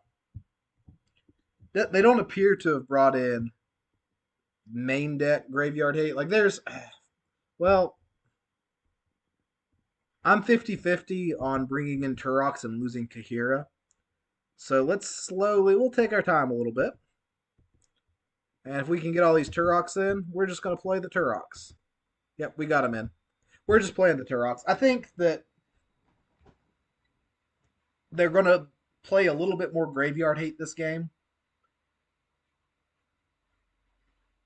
And Kahira, like, we're not going to get in and play and it make a meaningful difference in this matchup. This is pretty good. We'll take this hand.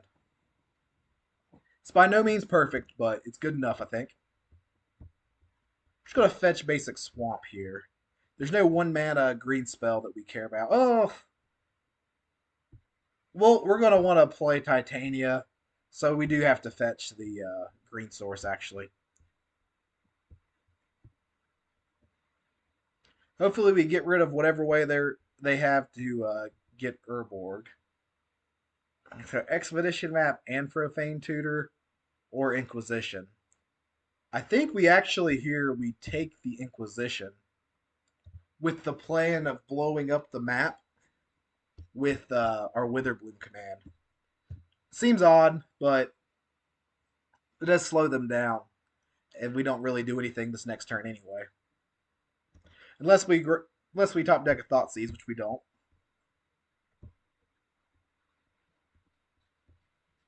Witherbloom command being like this little cantrip that gives you a little extra value has been nice. So target player, target non-creature, non-land permanent. Okay. So just another Verdict Catacombs. You always hope that you have the nut there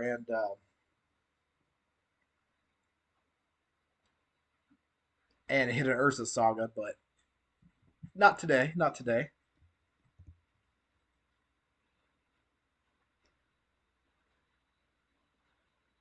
So there's the Profane Tutor. Okay, that draw is good. This lets us curve out pretty well.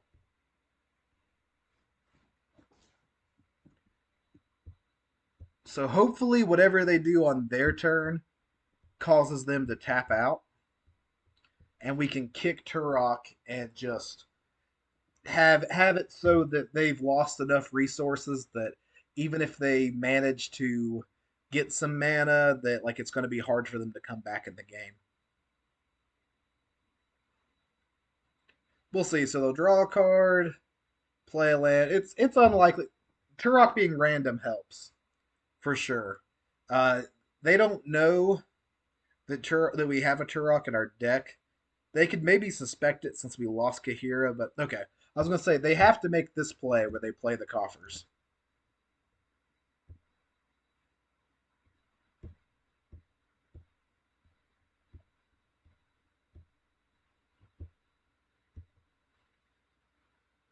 Let's see what we hit. Hopefully, either the Invoke Despair or just some amount of action is what we're hoping for here. They had a Turok of their own in a swamp, so they still have their Invoke Despair, which they'll be able to cast next turn. But I think we're okay with that. We probably just get rid of the Titania.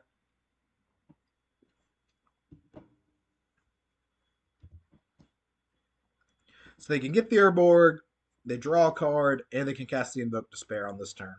That's why Invoke Despair is good in this deck, even though it seems like, wow, it's 5 mana. It's the first spell that lets you take advantage of this going to 5.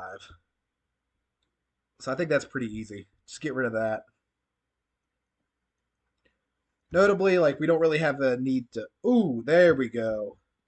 Okay. Um, we don't want to give them any extra information yet.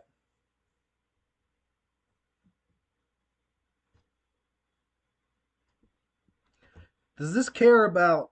Okay, so this does not care about what color it is. The other one cares about it has to be a green creature. Whatever. I was trying to get too cute with it here. I was trying to get Expedition Map, crack Expedition Map for Saga, and then uh, play this out. But I think here,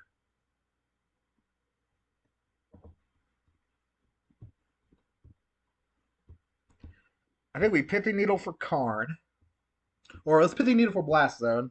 That's unfortunate, but we have to. Pithy Needle Blast Zone.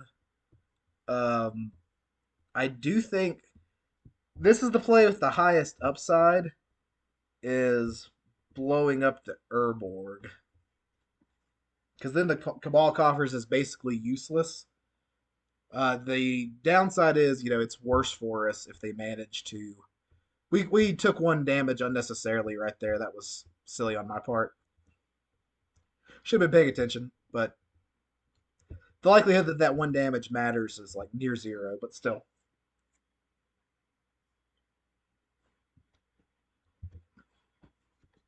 Turok is interesting and good in this deck too, I think, because it just chump blocks early. You can run 4 of them. So right now they're really on 3 lands unless they drew away to go a little bit bigger.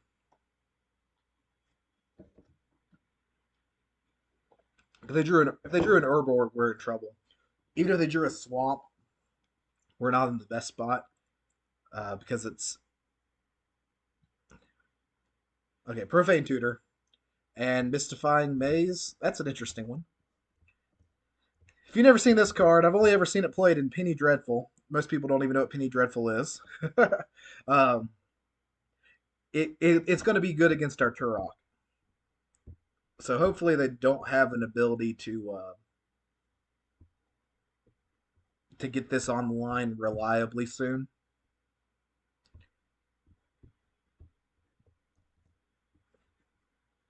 This allows us to get our second Pithing Needle potentially.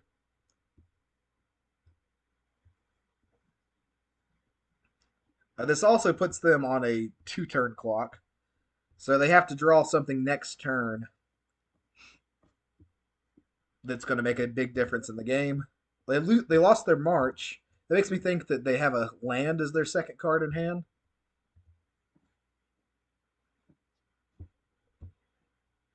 Their Profane Tutor is just now on suspend, so it'll be a turn before they can cast it. Man, if we could steal this game against this deck, that's a pretty good league already. This is a very hard matchup. Oh, did we get there? We got there. Let's go. 3-1. As you can see, like I said, I hope everyone didn't just immediately leave when I got just obliterated by Doomwake.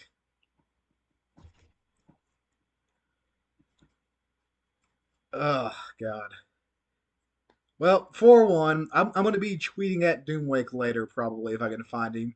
If we go 4-1 and it was just our. If it was just our loss to Doomwake is the only one. That'll be pretty funny. He's a really good guy. I do recommend his stream. He doesn't play a lot of modern. It's on and off, I think. And if he plays modern, it's always something cool like that. I think he plays more donation deck lists and things like that now than he did once upon a time. So, yep. As you can see, like 3-1 already. The deck's going to be a 3-2 minimum. Hopefully a 4-1. Uh, it's a good deck. Like it just the shell is there to consistently win with the Loam and Urza Saga and what you have going on there. Whether or not Kahira and like that plan, that might be maybe that's too cute. I don't know. So notably, there's two different times that the mana's not been great so far. I'm trying to keep track of that. Okay. Well, this one's just silly. Like we have 24 lands, we can only hit one. We're on the draw. I think we just have to mulligan again. Like we're not going to win the game if we don't draw a land. Oh, Jesus Christ. This is why we run 24 and I was debating on 25 lands. Like it is so vital to hit your land drops in this deck and we're just not doing it. Now we don't have the option. We can't mulligan down again. Hopefully we just get lucky and draw a land in the next two draws. We don't the first one. Doesn't mean we won't, but also means we're not in a good spot. I guess they don't have the well. That lets us know a lot. They don't have the ability to fetch for an untapped blue source here, so they're probably the creativity deck. They almost definitely are if they're getting a mountain. Okay. I'm okay with getting a Thoughtseize spell pierced. God, man. I knew this was going to happen with this specific, like how this is going down. Yep. No land drop to make. Like I knew. I was like, it's going to have to. But there's no choice. Like you can't mulligan to four. Because then it's just, what are you going to have? Three lands and one action spell? If you draw one land in the next few turns. Against most decks, you probably lose. So we mulled to five. Come on, just land. Land. Thank God. That is not a great land, but at least it's a land. Jesus. Okay. We're there. We're there. An expedition map like kind of keep helps it be a little bit keepable. If they're smart, they're just gonna they play Fairy Time Raveler. I'm not too concerned about them bouncing the expedition map here. If we draw a land, we can just play and crack the expedition map anyway. So no big deal. Of course we didn't, but we could have though.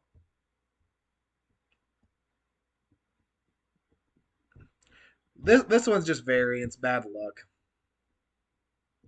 We could have kept the first hand, but we couldn't cast any spells. That's making me think more and more that this land is a little too cute in the deck because that was from this land. So maybe this plus the Titania is too cute, but the one game that we got to play it, it looked fantastic. Uh, Maybe just the Titania though. All right, our opponent is aggressively trying to keep us off making the third land drop, and to that we say, get effed, opponent.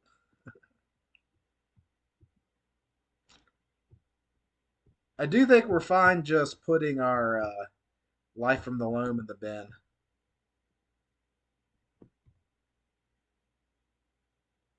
Oh, please counter that. Yeah. Like I was like, I hope you counter that. That'd be great. They were just ready to counter anything we played there. So we're not gonna mill life from the loam. Dredge life from the loam be the proper term.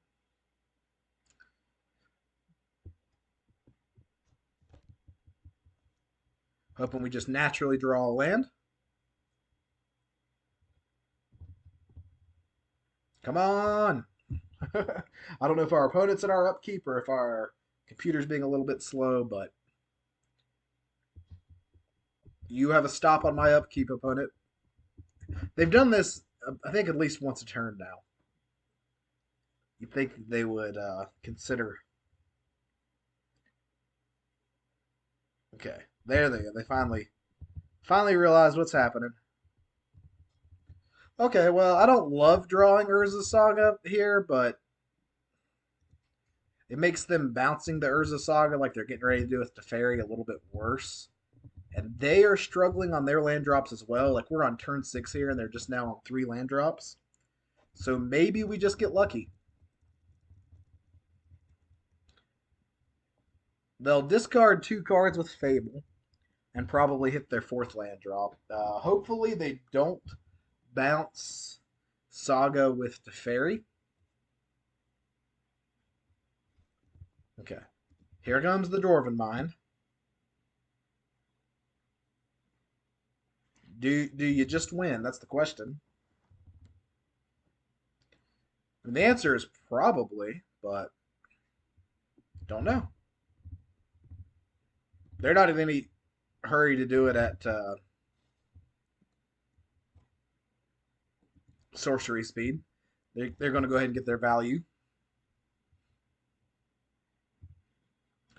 I do wish they would, take their stop off my upkeep here.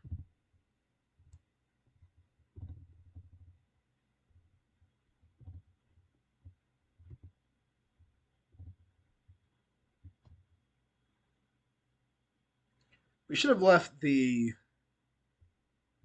red mana untapped, I guess. Okay, so Indomitable Creativity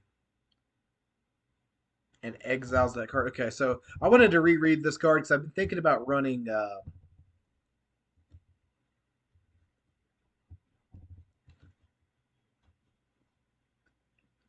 Well, but there's no way we're going to get back from this. So I'm just going to concede. We mulled to 5 and we lost. That's just what happens sometimes. Um, we got our information out of it. But this is the deck that I like the Plague Engineers against. Uh, I've was thinking about running Grafdigger's Cage, but Grafdigger's Cage doesn't stop that because it exiles the card first from your library, which is a very annoying way for that to have been worded, but that's just what it is. We have to keep basically everything in. I think we just run it back. We probably real quick Nile Spellbomb for Pithing Needle. They might be the persist version of the deck, but they didn't show us that, so let's see. All right, opponent. Well, this hand is much better.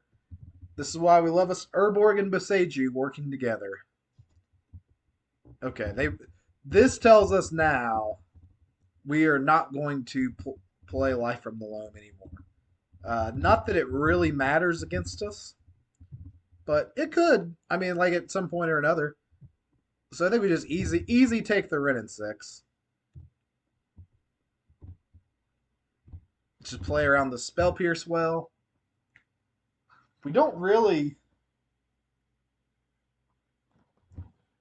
I don't think we really care about the ley line at all about Bosejuing it.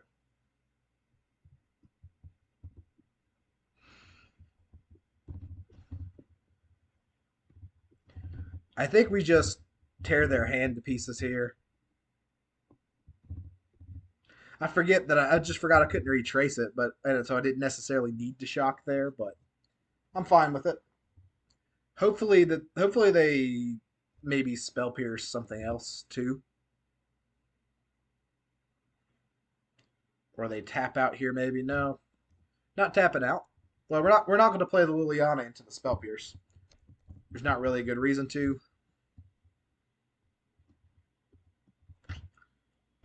It's tempting to play the Argoth. I think we just play the Urza Saga here. Go ahead and get this online. Now we can consider Bosejuing the ley line, but I still don't think we want to. Like I said, just a quick reminder, like we do know there's one more spell pierce at hand, so that's not nothing in this spot. Beseiju would be too good if you could just wow, so they're just playing the Dwarven Mine out. I think that's correct by them. I think they made the right choice, but it just surprises me a little bit, so. Okay. I do like drawing the untapped non-Boseiju here, because that allows me to hold up Fatal Push if I want to use it. This is a spot that Haywire Might would be good, and another reason to maybe consider not running Kahira.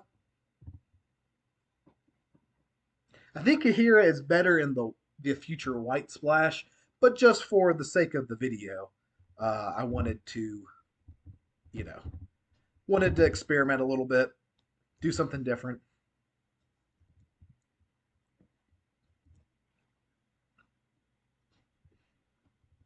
Okay, Pithing Needle's good.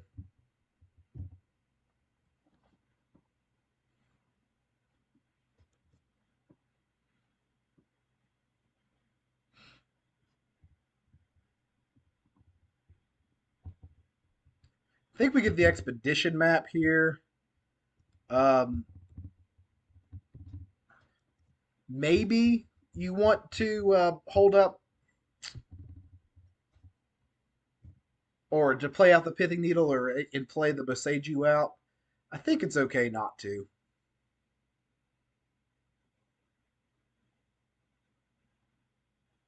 We're still playing around Spell Pierce, and this also plays around. Okay, so just bam bam. That's perfectly fine, actually. I know that does 2-for-1 us, but that's not really the fight that we're wanting to fight right now anyway, so it's fine.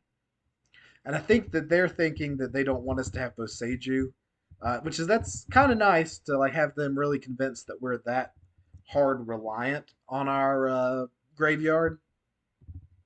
So we can play this as a land now.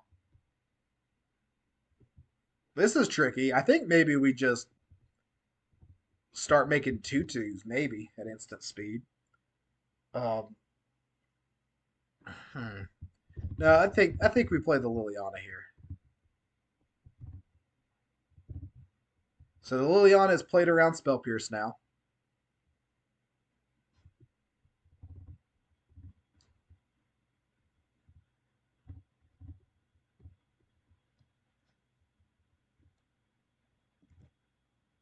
Okay, that makes me think that they're definitely the persist version of the deck, and we're probably getting ready to get blown out on their turn. But never know. Maybe they're not. Maybe that's just they know that they're not hard casting it anytime soon. So hopefully that's what the case is, and it's not just slam persist here and end our world. Okay. Them continually playing the tap lands is a good sign.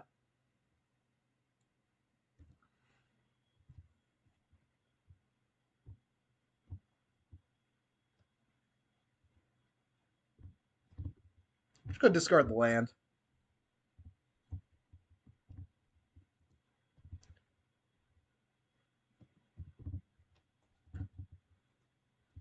On their turn, we have Fatal Push held up, and we have the ability to make some tutus.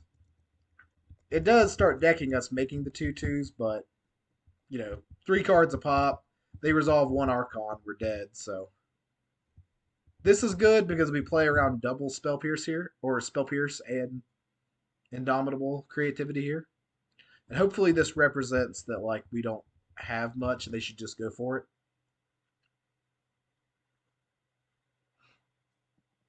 Oh wow. Okay. Yeah, that's fine. Not anything we can really do about it. Yep. I wonder if they know that we can make this 2-2 at the end step.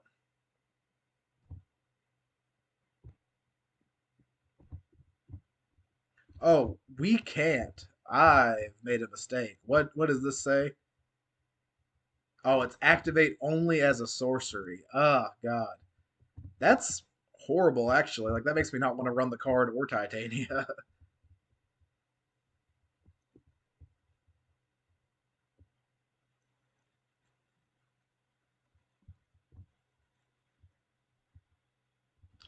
We do have to discard Fatal Push here. I think we put to hand Kahira and play Kahira. Which is unfortunate. So we know that they have creativity and Spell Pierce in hand. So I don't know. Uh, we do have to kill this Teferi pretty quickly, though. I don't know why they wouldn't just maybe. I guess they're just being safe. Yeah, they already got rid of their binding, so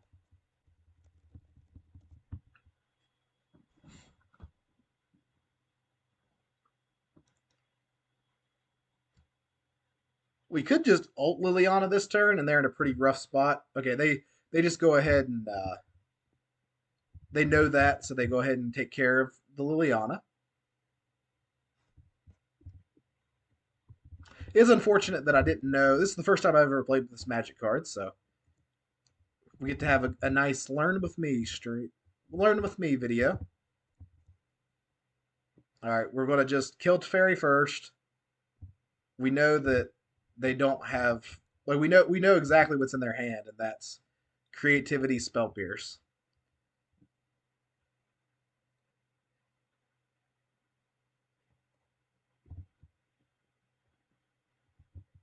Okay. So it kills their planeswalker too. I guess okay, they got rid of their second spell pierce. So now we know that there's a creativity. Um there's no reason to sorcery like our saga token's better than the 2/2, so we'll just keep playing it the way it is. This is insulation against their creativity. Okay. Are you going to go for it? That's the question. It looks like they are.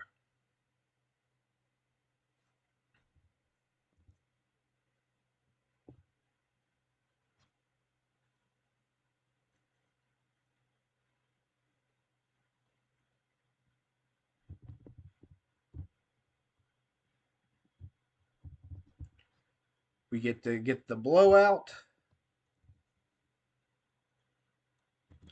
Okay, we should be at a good spot here. Okay, they just concede. Yeah, that that got them.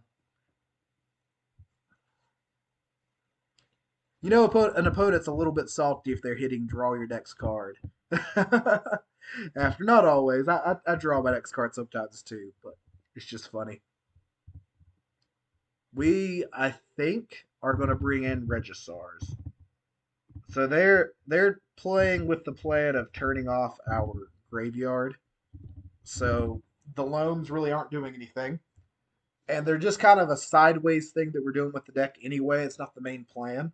As you know, it's like we just won that game without our graveyard there, so we don't have to use it.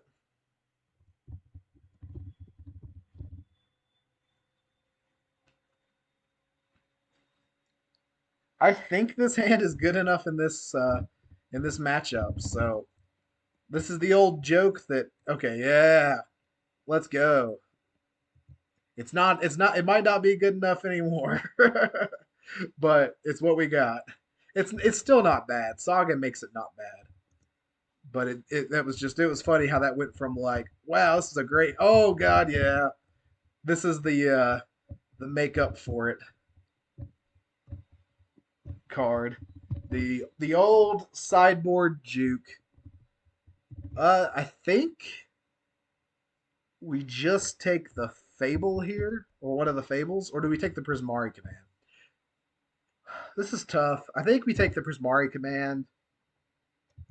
That gets them quicker on their game plan. Hopefully, we draw another 1 mana interactive spell next turn because it would have been great to be able to just boom, boom, like hammer out those Ravens crimes, but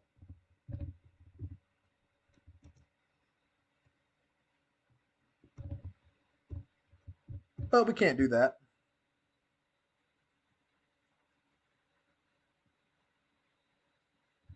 That's why we sideboarded out one of them. That's the worst one out of the ones we have. They went ahead and got rid of the Spell Pierce. Is good to know. Spell Pierce does get way worse when we know to play around it. Hopefully they just keep not. Oh god, those lucky turds. They got really lucky there, drawing that land. Like That's the difference in the game or not. We couldn't do that earlier to save her life, so is what it is. Not salty about it. You're salty about it.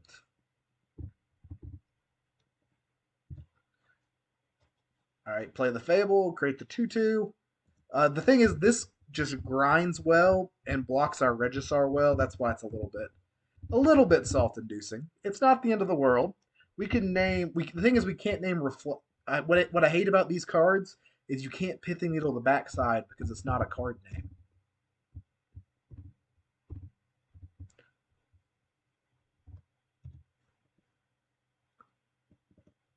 We can get our Bag of Holding combo with Regisar going, maybe. We'll see. I think maybe Turok might be the card to bring in this matchup, just for the card for card density reasons, and just not worry about having access to Kahira. But the past few games against them, Kahira has looked like it would be good. So don't know which one's better. Just discard a swamp here.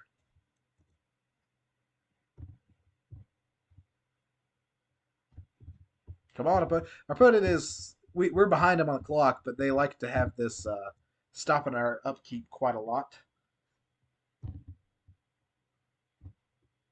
The thought season. Hopefully we can get rid of an indomitable creativity here. Veil of Summer Archon. We just take the Veil. The Archon stuck in hand. We maybe want to take the Archon in that spot, but because they do go up 2 mana next turn, but we could start blocking the Shaman tokens, so it's not the end of the world.